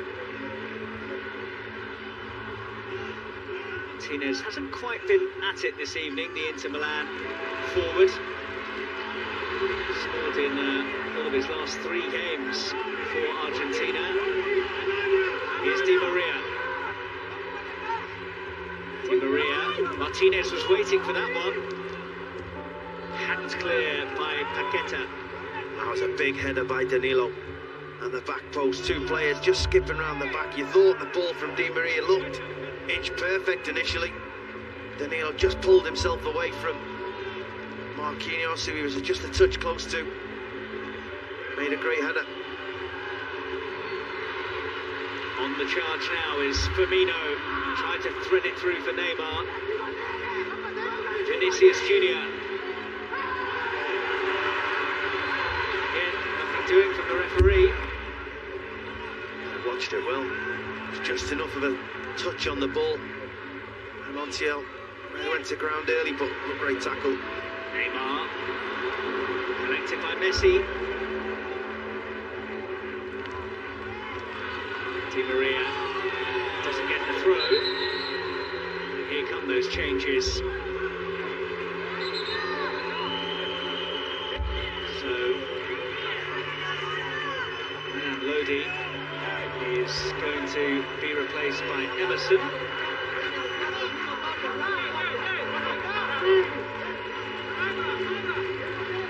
And Lucas Paqueta makes way for the man known as Gabigol, Gabriel Barbosa, the Flamengo forward.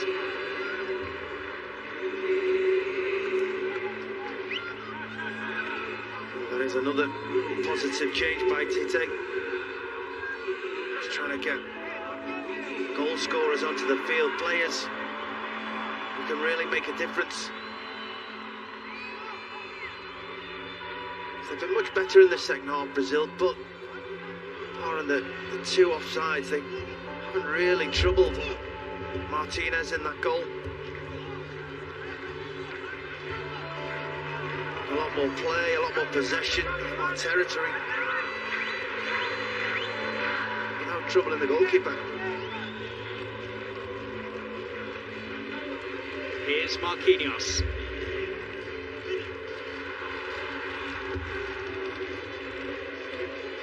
Marquinhos. Both sides came into this game with their most recent defeats coming against each other. Argentina's last defeat was in the Copa semi-finals 2 years ago to Brazil, and the 1-0 Argentine victory in a friendly 4 months after that semi in the game played in Saudi Arabia was Brazil's last loss. Ooh! Well, the referee making it very clear that he saw nothing untoward there. Collected though by Vinicius Jr. No way through. It will be a throw. And it will be a triple change from Argentina. I think they'll check it, but I think he got it just about right, the referee there. His positioning tonight has been wonderful. He's always been right on hand. You see the levels of frustration just reaching fever pitch at the moment. We'll check it with VAR. Andres Cunha is the man watching the replays this evening. I just felt that he took just too long on the ball. Barbosa just felt for a moment that he was just sneaking in, but I think Rodriguez just gets his leg there in time, sticks it out. Yes, he probably makes contact, but there's enough contact with the ball as well. It was great there with Guido Rodriguez as he started to go down in agony, but then still made sure he wagged his finger to make it clear it wasn't a foul. I wasn't quite sure what he was claiming for. Was he fouled? Was he not fouled? Was he hurt? Pezzella on for Romero is like for like. Ezequiel Palacios looks like he's about to replace Angel Di Maria, and Lautaro Martinez also goes off with Nico Gonzalez replacing him.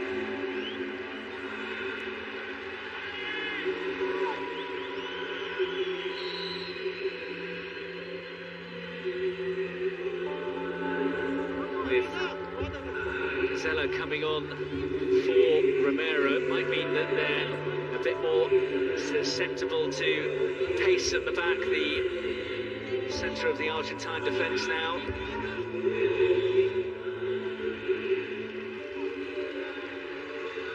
It's just more energy, I feel, at this stage of the game.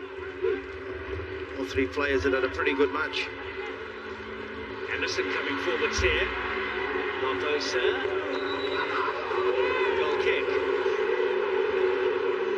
He's not endearing himself to the home fans and the home players this evening. The referee has been very strong. All credit to him. He's certainly been close to each action he's called. See again, he must only have been 4 or 5 yards away from that. Otamendi making a good tackle. I do actually think that one's a corner kick, if I'm being honest. He's had the courage of his convictions, the referee.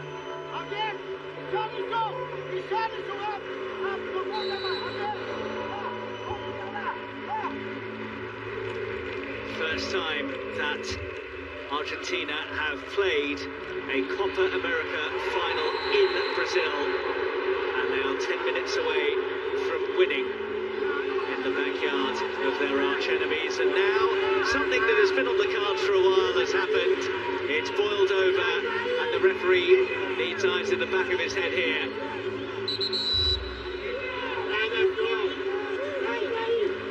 As you said, it's been in danger of spilling over ever since Di Maria got that opening goal. It was a tough tackle that started it off by Otamendi stepping right in. I don't think it's a dangerous tackle by Otamendi, but it was one that certainly said, "You're not getting by me." Made sure there was not only a tackle to the shin, I think there was an arm into the ribs of Neymar, which caused more of the damage. And as all good teammates do, you leap to the defence of your felled player. That was just a little bit too much from both sides. Referee quick again to calm things down. In from Neymar. Cleared by Montiel. Now let's say wall of sky blue and white between Brazil and Emi Martinez's goal at times now. Marquinhos up there. Over goes Barbosa. It's going to come to Vinicius Junior. Oh, and here's a chance for Barbosa. Side netting. It's a corner, but he knows it could have been a whole lot more. It could have been. I think it was Pizzella. Wonderful piece of defending. Didn't look like he was getting there, but made sure he did. Neymar trying to get the couple of thousand Brazil fans going. His corner doesn't come to anything, although then Danilo was able to chance his arm. I expect him to do better. Danilo, I've seen him hit some wonderful strikes from those distances. Maybe felt a little bit rushed. Here's that goal again. De Paul with a decent enough pass. Probably expected it to get cut out by Renan Lodi. Di Maria, as all good strikers do, they just gamble, run in behind, expect a mistake. Once that comes, a wonderful goal. It could be the difference as it stands. What a big goal that will be for Argentina. You said how long it's been. They've also suffered heartbreak in so many finals as well. They've lost the last 6 finals they've played at senior level. 4 in the Copa America, 1 in the Confederations Cup, and the World Cup final here at this very stadium in 2014. It would be very, very sweet to end that run here against this nation.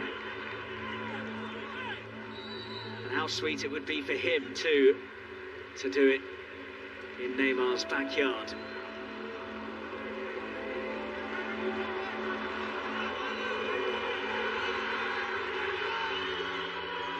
He's not used to this, Tite. Not only has he never lost a game in the Copa America during his 5 years in charge, he's only lost 5 matches. It's an incredible record. I'm sure he'd swap one of those for 4 or 5 of those to make sure he came away with victory today. Just a reminder that while we didn't have extra time in the quarterfinals or the semi-finals, if Brazil were to get a leveller, we would have extra time tonight. Will they fashion one here? They've got a corner. A good run by Danilo, but again, one of those 2 centre-halves. Romero's been replaced by Pizzella, but joining with Otamendi, the defended though penalty area ever so well this evening. In it goes, and well, I don't think that Thiago Silva was expecting that. Oh, they've headed onto him. More of a reaction from him. Here we see them coming together. Marquinhos with the barge into the back of Otamendi. I'm not sure why it made his legs stop working.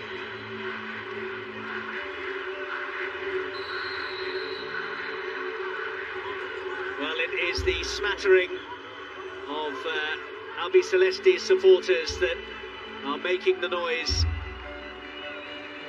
4 minutes plus stoppage time away from ending their wait for success.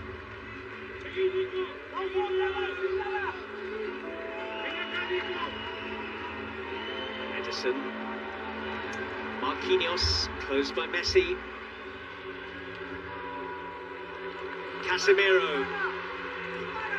Now it's Neymar. Vinicius Junior. He played for that, and he's got the free kick, and then he's got himself in a bit of a squabble too with Ezequiel Palacios. Yeah, clear foul. I think they need to get the ball onto Vinicius Junior more. Get him running. That Montiel. It's been a very physical game. You've seen the blood on the sock of Montiel as he was making that challenge. They've really gone toe to toe. It's not been one for the purist of wonderful open football, but certainly been very competitive.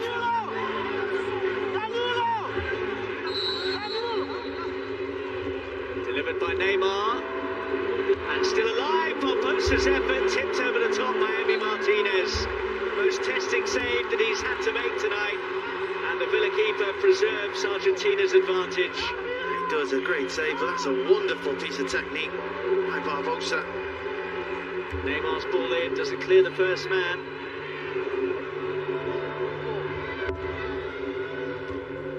That one wasn't the greatest either.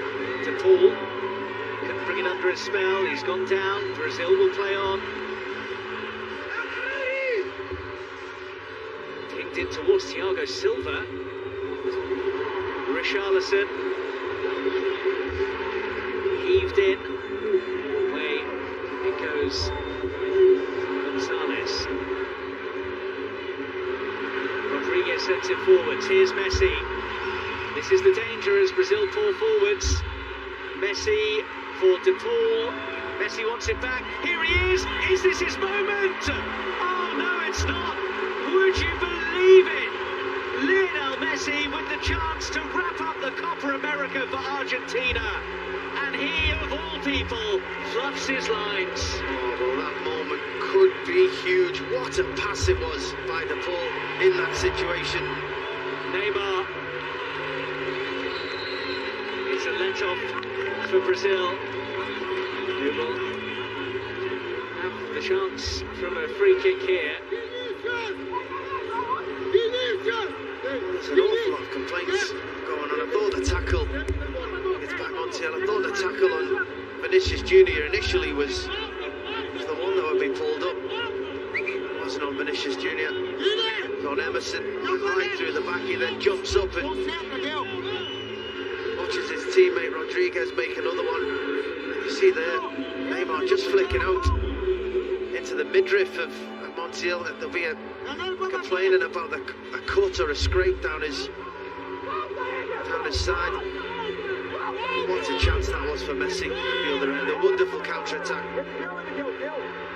And this game should be done and dusted. Messi should be putting that one away.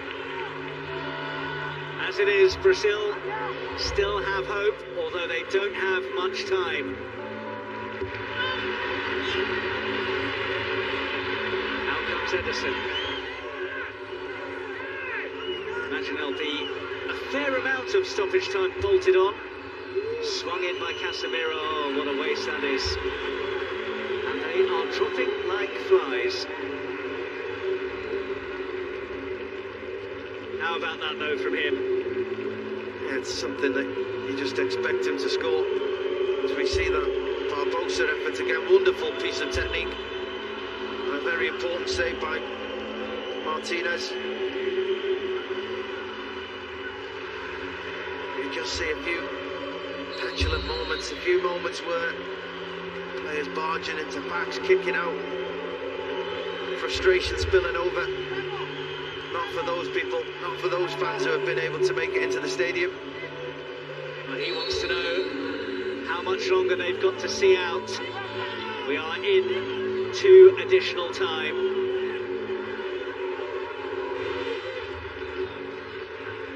Brazil just need to keep the game flowing, keep the ball in play. Stop, start, and Argentina.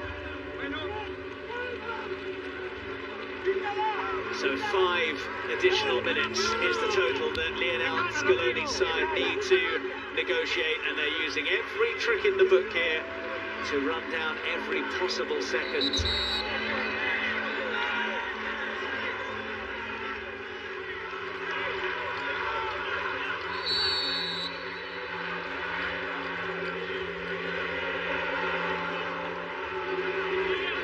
Messi.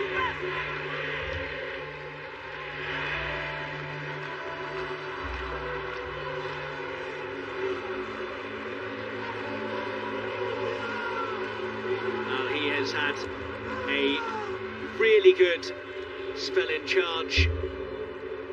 Nearly 3 years at the helm now, Lionel Scaloni, after the resignation of Jorge Sampaoli after the 2018 World Cup. There's that counter-attack again. Look at the way he glides and runs with his head in the air. Makes that pass, keeps going. This is where you expect him to score. I think Ederson does really well, to be honest. Comes out really quickly. Denies Messi the opportunity to pass it into the back of the goal. The strange thing is, he's just seems to take his eye off the ball, and the moment he should be dribbling around the goalkeeper. Very un-Messi-like.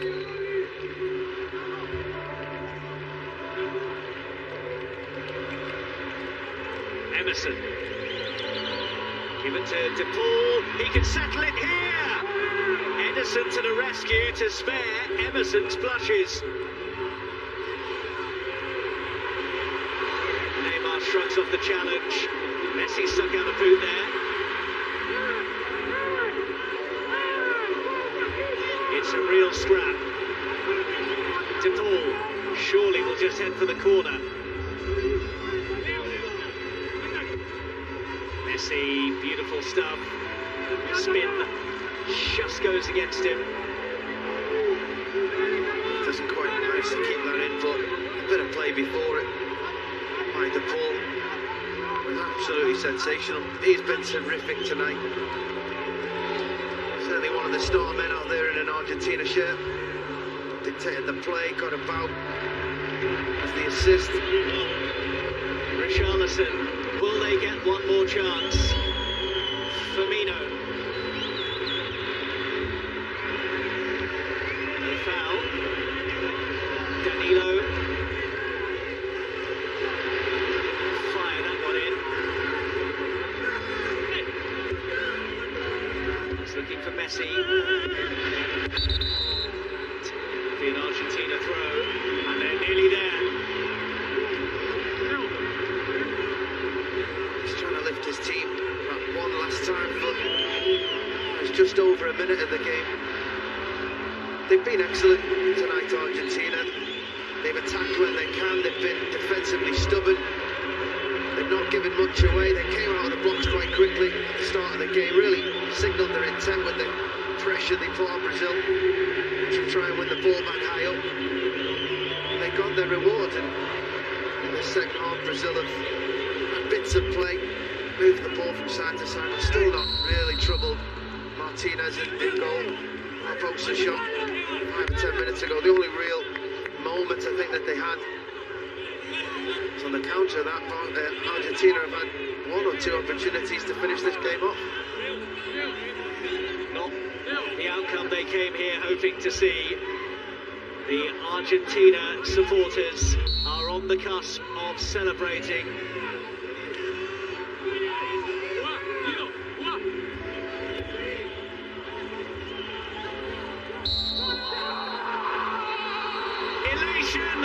For Argentina, the wait is over. Their first title since 1993, and they have done it in the backyard of their arch enemies. Celebration time for the Albiceleste at the Maracanã. And this is Lionel Messi's moment.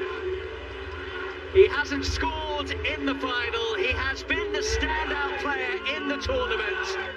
And after so much talk about Messi having not been able to do it at international level, he can now toast a title with his country. It wasn't pretty, but they have got the job done. Disappointment for Neymar and Brazil, who had their opportunities, but the full-time score, Argentina 1, Brazil 0. Argentina are the 2021 Copa America champions.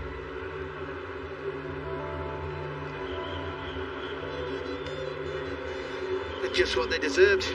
I thought Argentina were the better side. I thought, as I said, I thought they came out right from the first whistle, signalled their intent, real good pressure on Brazil, denied them any midfield possession, made sure that they couldn't go through that area of the field.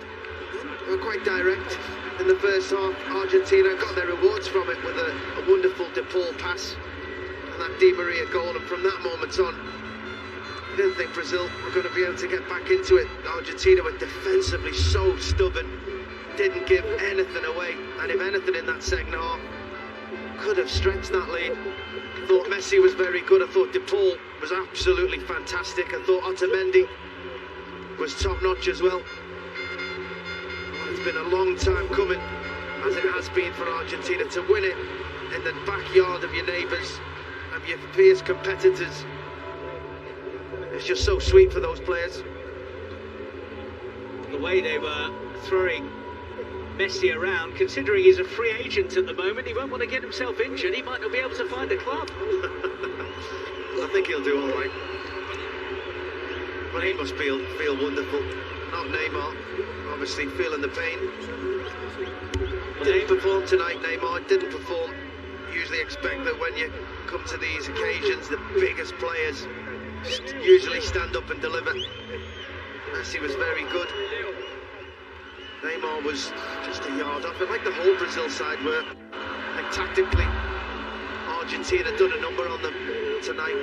I think even when Brazil started to find spaces in that second half, I thought Scaloni made a wonderful substitution, taking off Lo Celso, bringing on Tagliafico, putting Acuna just on the outside of him, just denied them the space that Richarlison had been getting for 5 or 10 minutes before that. Again, from that moment, the counter-attack really well, full of energy. We've spoke that in previous times Argentina's energy levels seem to have just died off, and opposition especially. Długo nic. W kontekście tego, co może się dziać w niedługiej przyszłości, to niedobrze, bo jednak zawsze się południowoamerykańskim ekipom dobrze wiodło, kiedy był mocny Urugwaj i jeszcze ktoś czwarty doskakiwał. Tutaj mamy ewidentną supremację tych dwóch ekip. To nie jest dobra wiadomość. Neymar, świetny też turniej. Myślę, że on obok Messiego był największą gwiazdą tego turnieju. Grał naprawdę fantastycznie. No ale Leo Messi po tylu latach, myślę, że jeśli jest jakaś sprawiedliwość, możemy o niej mówić, to na pewno... O właśnie. Ty mi to dałeś. Gest. Tak. I człowiek, który, no tak jak wspominaliśmy, miał być trenerem tylko na chwilę, został i z tym trenerem Argentyna zdobywa dzisiaj tytuł. I Lionela Scaloniego też trzeba pochwalić za to, że myślał dzisiaj w trakcie tego spotkania, tak, że naprawdę. był trenerem, który w odpowiedni sposób wprowadzał zmiany, których wiedział, kiedy należy dać komu odpocząć, kiedy trzeba wzmocnić formację defensywną tych zawodników zagrożonych kartkami, bo przecież widzieliśmy, że tam drwa były rąbane mocno w trakcie tego meczu i pewnie gdyby nie ściągnął w porę Paredesa czy Lo Celso, to kto wie, czy Argentyna nie kończyłaby w osłabieniu, a wtedy różnie mogłoby być. Natomiast teraz pierwsza porażka Gigi w Brazylii I to trofeum. no i porażka w takim meczu. No, na pewno będzie tę przegraną pamiętał, natomiast będą też ten sukces pamiętali Argentyńczycy, bo to jest dzisiaj dzień radości reprezentacji Argentyny. W meczu Copa America gospodarz przegrywa. Ciekawy jestem, czy w spotkaniu finału Euro 2020 też gospodarz przegra. No tak.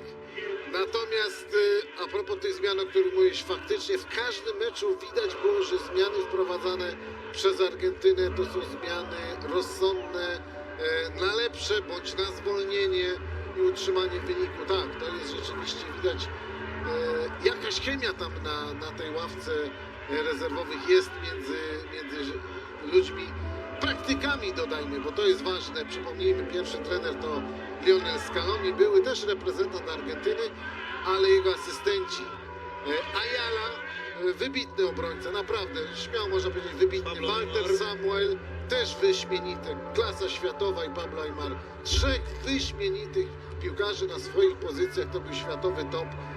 Rzadko się swoją drogą w dzisiejszych czasach zdarza, żeby cały sztab to byli topowi gracze. O, Ciki Tapia, prezydent Federacji AFA, też się popłakał. No, tutaj łzy lecą. Taki też taki prezydent trochę tymczasowy. Także w Argentynie widać, że tymczasowość to naprawdę, tak jak na początku transmisji powiedziałem, ma tendencję do długowieczności. Brazylia po raz 6 organizowała turniej Copa America. Za każdym razem do tej pory, kiedy byli gospodarzem, wygrywali. No i ta pasa Kiedyś musi też się się kończy, przerwać. więc mamy przełamanie w przynajmniej kilku seriach dotyczących finałów Argentyny, Leo Messiego, Chichi, czy też reprezentacji Brazylii w roli gospodarza Copa America. No, będą fetować ten sukces. Argentyńczycy będą się bardzo cieszyć. W przyszłym roku Mistrzostwa Świata, myślę, że to będzie dobry impuls, tylko tak jak powiedziałeś, brakuje trochę kontaktu tym silnym reprezentacjom Ameryki Południowej z dobrymi reprezentacjami z Europy. Finał ostatni z zespołem z Ameryki Południowej w 2014 roku, no ale 4 ostatnie tytuły, dobrze liczę? 2018, tak jest, reprezentacje z Europy zdobywały Mistrzostwo Świata, ale być może, jeśli chodzi o reprezentację Argentyny, no, to będzie najprawdopodobniej ostatni turniej Leo Messiego, mówię tu o mundialu w Katarze. Jest spora grupa doświadczonych zawodników, jest też grupa ciekawych, młodszych piłkarzy, którzy mogą w przyszłym roku na pewno zaprezentować się dużo lepiej, niżeli podczas mundialu w Rosji. Tak, natomiast Argentyna w tych takich kategoriach 21, 22, 23 aż tak dobrze na przykład w porównaniu z Brazylią nie stoi. Brazylijczycy, przypomnijmy, oni mają jeszcze potężną ekipę, która walczyć będzie w Tokio. Niedługo zaczynają się igrzyska. Jeden z kandydatów, moim zdaniem, do złotego medalu. Jest tutaj spory potencjał kadrowy. A dla Argentyny symboliczne pożegnanie wspaniałego pokolenia zapewne po mundialu w Katarze. Jako się rzekło, Messi, Aguero, Di Maria, Otamendi, pewnie Papu Gomez. Świetni piłkarze, naprawdę wspaniali. No i myślę, że to będzie ich ostatni taniec, tak nawiązując do wyśmienitego filmu Jacksonie. Ale o Messi, a myślę, że zrobił swoje, jeśli idzie o Copa Amerikę. Bez wątpienia dwóch bohaterów Argentyny w tym turnieju, Lionel Messi i Emiliano Martinez. No, Emiliano Martineza zapamiętamy przede wszystkim z tych rzutów karnych, ale nie tylko dlatego, że w jakiś sposób słownie starał się wyprowadzić z równonogi. Ale to też, popatrz, co znaczy liderzy.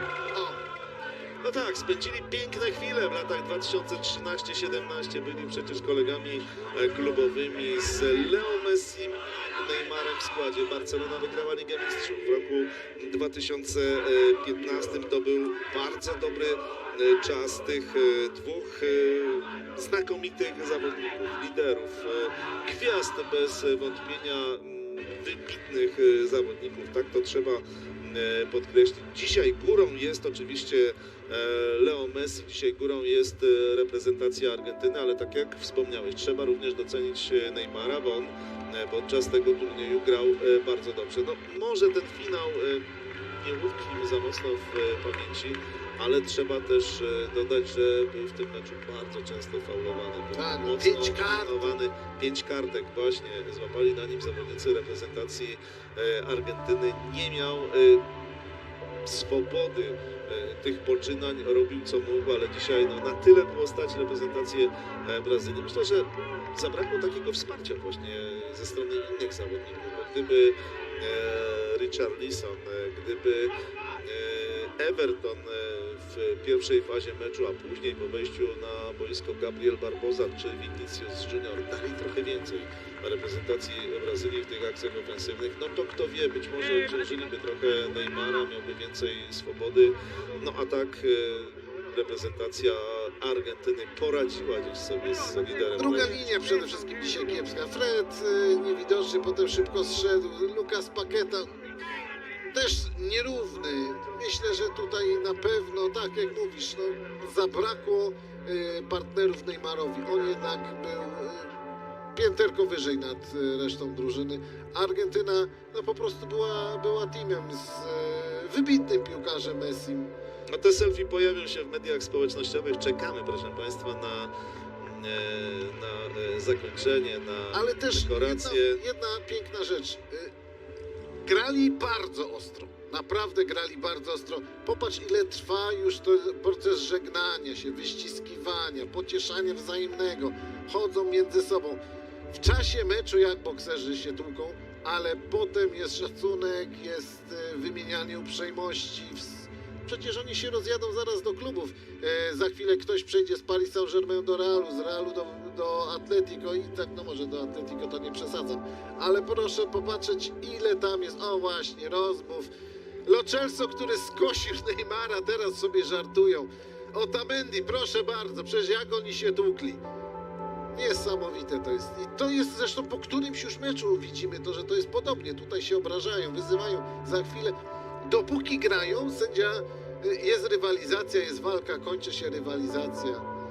To jest reakcja Leo Messiego na ostatni gwizdek arbitra w tym meczu. No, odetchnął z ulgą, można powiedzieć. Oj, takiego Messiego to ja nie pamiętam już od bardzo dawna. Na pewno jest szczęśliwy. W Barcelonie twierdzą, że jeszcze kontrakt jest niepodpisany, bo Leo się skupiał na grze w Copa America. Przypomnijmy, 30 czerwca wygasł kontrakt, ale oczywiście działacze Barcelony zapewniają, że to jest już wszystko ustalone, kwestia po prostu dni, kiedy ten kontrakt zostanie podpisany. Szczęśliwy Leo Messi, tak jak powiedziałeś, w końcu ma ten swój akcent w reprezentacji. Tomku, ja teraz powiem tak, drżyjcie rywale Barcelony w lidze, bo jak on z nową energią wróci, bo taki trochę stłamszony był, oj, to żeby tam nie było znowu klepania hat-tricków i dubletów co drugiej kolejce. 30 goli, przypomnijmy, Leo Messiego w ostatnim sezonie w La Liga. Oczywiście zdobył tytuł króla strzelców, nie zdobył tytułu mistrza Hiszpanii w tym ostatnim sezonie, bo Atletico i Real wyprzedziły Barcelonę, która skończyła na 3. miejscu. No ale myślę, że rekompensuje to sobie z nawiązką w finale Copa America. Argentyna wygrywa 5. mecz na tym turnieju. Przypomnijmy ich drogę. Remis z Chile najpierw 1-1. Później skromne wygrane z Urugwajem i Paragwajem 1-0 i tak powoli się rozpędzali w 4. meczu fazy grupowej. Pokonali Boliwię 4-1. W ćwierćfinale przejechali się po Ekwadorze, wygrywając 3-0.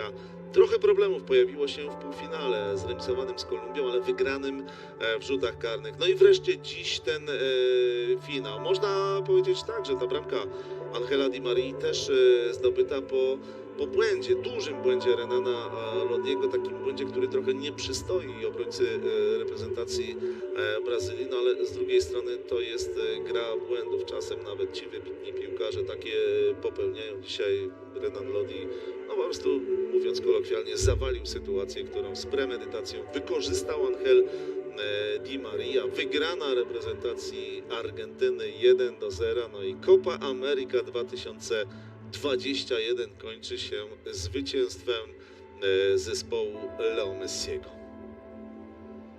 A przypominamy sobie jeszcze, proszę Państwa, fragmenty tego spotkania, no i najważniejszą sytuację tego meczu. 22 minuta spotkania. Rodrigo de Paul obsłużył kapitalnie Angela Di Marię. Jeszcze raz podkreślamy świetną postawę Rodrigo de Paula w tym meczu.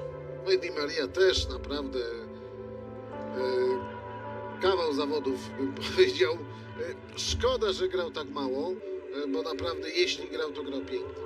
Tak jest, kiedy wchodził na boisko od razu, wprowadzał sporo zamieszania w szeregach rywali, dawał drużynie Argentyny witalność, dynamikę, żywiołowość. No dzisiaj też dał tego najważniejszego gola w tym turnieju. Angel Di Maria, tak jak powiedziałem wcześniej, od 2018 roku, od Mistrzostw Świata, od meczu z Francją. Gola dla reprezentacji Argentyny nie strzelił. Dzisiaj jest piłkarzem meczu, no i jest strzelcem złotej, jedynej bramki tego spotkania. Myślę, że zasłużona nagroda. A ja już zaglądam, co tu piszą argentyńscy piłkarze. Javier Mascherano, Angel de mi vida. No, też kawał zawodnika, też brakowało mu tego trofeum. Ciut za wcześnie się urodził. Wiele, wiele lat w reprezentacji podczas tego turnieju. Messi odebrał mu rekord pod względem liczby meczów w reprezentacji Argentyny. Leo jest już rekordzistą pod względem liczby goli, ale także i meczów w reprezentacji. Dzisiaj zrównał się z Livingstonem pod względem liczby meczów zagranych w historii Copa America. Najlepszy bramkarz tego turnieju, Emiliano Martinez. Zasłużenie, ta decyzja nie dziwi. Tak jak wcześniej wspominaliśmy, być może podczas tego turnieju pojawił się bramkarz, który na kilka lat zajmie miejsce właśnie między słupkami reprezentacji Argentyny. Bramkarz solidny, dający pewność, taki, który mocno pomaga swojej drużynie. Tylko 3 stracone gole reprezentacji Argentyny w 7 meczach. Brazylijczycy też stracili tylko 3 gole, ale Emiliano Martinez był rzeczywiście tą osobowością, jeśli chodzi o pozycję bramkarza podczas tego turnieju. To i wskoczenie też do wyjściowego składu Romero. To też jest środkowy obrońca, którego brakowało. Ten drugi obrońca, bo Tamendiego to był problem w ostatnich latach. Wygląda na to zawodnik na przyszłość, przynajmniej na mundial w Katarze. No i druga linia, gdzie no ewidentnie zaczynamy mieć zawodników, których brakowało. Rodrigo de Paul, robotnik, tytan pracy, autentycznie człowiek, który haruje za 2. Najlepszy zawodnik turnieju, tu też wątpliwości nie ma. Lionel Messi, świetny turniej, 4 strzelone gole, 5 asyst, ale oprócz tego znakomita postawa, świetnie kierował swoją drużyną i też widać było podczas turnieju radość z gry. No, Messi taką radość odzyskał. Dziś się oczywiście cieszy, bo oprócz tego, że został najlepszym zawodnikiem turnieju, to również jego reprezentacja sięga po tytuł, natomiast w samej grze Leo Messiego widać było entuzjazm, widać było wielką radość. Król strzelców. Tu mamy 2 zawodników, którzy po 4 gole strzelili. Jednym z nich jest Leo Messi, drugim Kolumbijczyk Luis Diaz, który zapewnił sobie to miejsce wczorajszym spotkaniem z Peru, ale oczywiście w takiej sytuacji decyduje liczba asyst. A tutaj król Leo jest po prostu bezlitosny i lepszy. No i teraz wróci kontrakt za 100 milionów euro i to jest, proszę Państwa, życie. No, trzeba tyrać.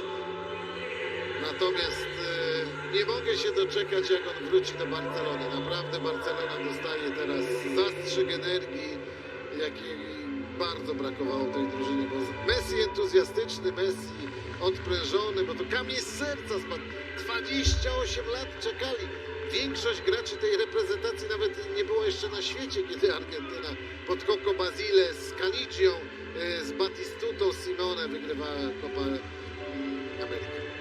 No i teraz zaczynamy dekorację. Zaczyna się oczywiście jak zwykle od sędziów tego finałowego spotkania. Przypomnijmy, pan Esteban Ostojcz z Urugwaju był sędzią głównym, asystentami Carlos Barreiro.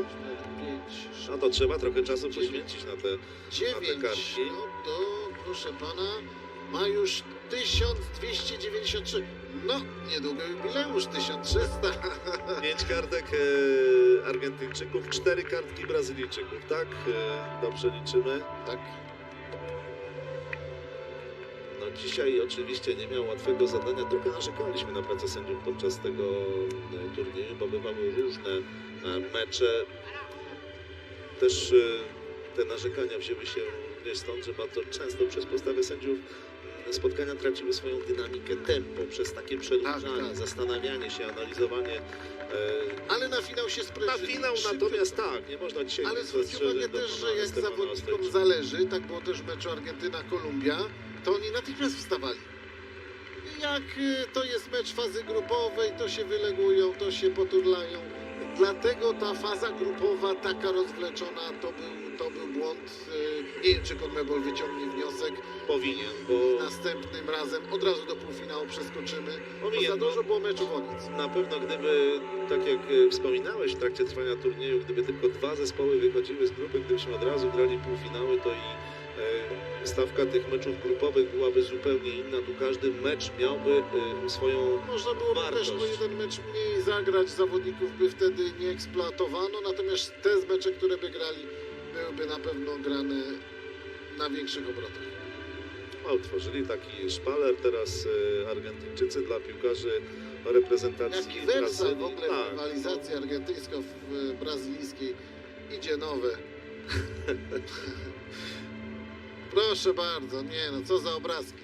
Thiago Silva jako ostatni, no dzisiaj nie wzniesie tego okazałego, pięknego pucharu za zdobycie Copa Ameryka. Trochę zawiedzeni będą Brazylijczycy, trochę mocno zawiedzeni będą Brazylijczycy. To nie będzie oczywiście taka rozpacz porównywalna z tym, co się działo podczas Mundialu 2014, kiedy Niemcy rozbili ich w pył w półfinale.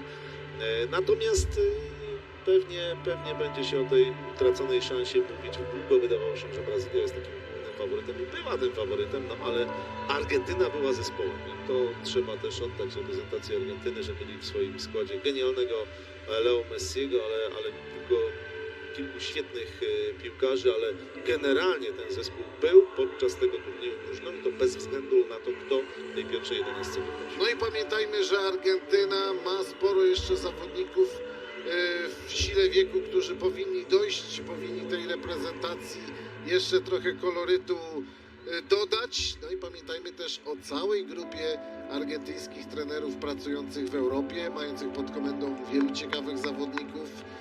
Także ta reprezentacja w kontekście mundialu w Katarze ciekawie się zapowiada, ale też żeby nie było tak kolorowo, że to sam miód. Powtórzę jeszcze raz, 2 reprezentacje w tej chwili są w Ameryce Południowej, które jakiekolwiek mają szansę na nawiązanie rywalizacji z Europą. Właśnie te oglądane, Brazylia. No mają problem niektóre zespoły, no chociażby z tą zmianą Chile pokoleniową, na starzejące się, przykład Peru reprezentacja starzejące się, Chile. Urugwaj. Widzieliśmy niestety Suarez ewidentnie już fizycznie odstawał. Lata lecą, mili Państwo, nawet Suarez się starzeje, okazuje się.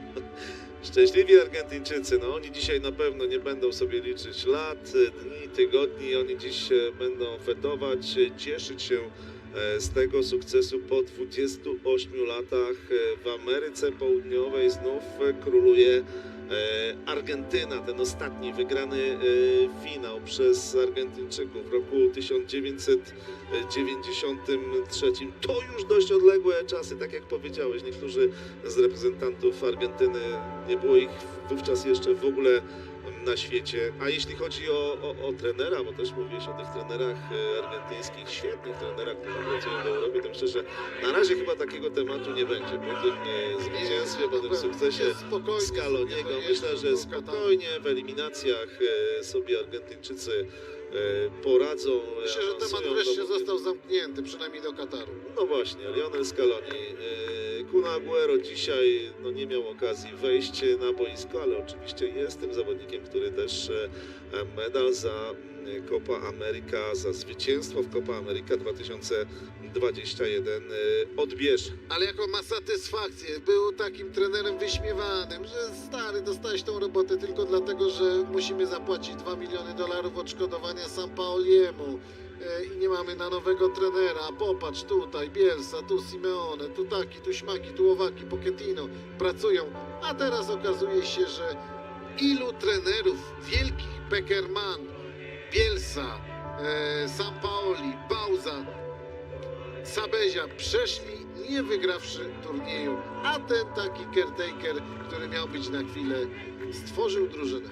Lionel Messi, 151 meczów w reprezentacji, 76 goli i pod względem liczby meczów i pod względem strzelonych goli jest rekordzistą w reprezentacji Argentyny. Ten rekord, jeśli chodzi o liczbę spotkań, pobił tu podczas Copa Ameryka, ale to schodzi na plan dalszy. Mówiłeś o tym, że wyrównał rekord Livingstona, jeśli chodzi o liczbę spotkań w Copa America. Jeszcze nie udało się zdobyć tylu bramek, żeby mieć 17, zdaje się, bo tyle. Tomek, ale my przechodzimy do historii, bo myśmy komentowali ten historyczny mecz. Nikt już nam tego nie zabierze. Oczywiście. Nikt nie odbierze też tego pucharu Leo Messiemu i reprezentacji Argentyny, która teraz fetuje sukces na Copa America 2021. Zasłużenie piłkarze Argentyny zdobyli to mistrzostwo. Dziś potwierdzili to w spotkaniu z Brazylią. Złoty gol Angela Di Marii w 22 minucie spotkania zapewnia Argentyńczykom, no właśnie, 15 w historii tytuł mistrza Ameryki Południowej. Zrównują się zatem z Urugwajem pod względem liczby zdobytych trofeów. Brazylia pozostaje z 9 zdobytymi trofeami. Leo Messi, no i teraz jeszcze fajerwerki nad Maracaną, nad Rio de Janeiro. Dziękujemy Państwu pięknie. Nie wiem, czy to była przystawka, uwertura, czy początek piłkarskiego dnia. W każdym razie dziękujemy za już. Bartłomiejowi I Tomasz Jasina. I oczywiście zapraszamy dzisiaj do Telewizji Polskiej na finał Euro 2020, mecz Anglia, Włochy, Argentyna z tytułem Copa America 2021.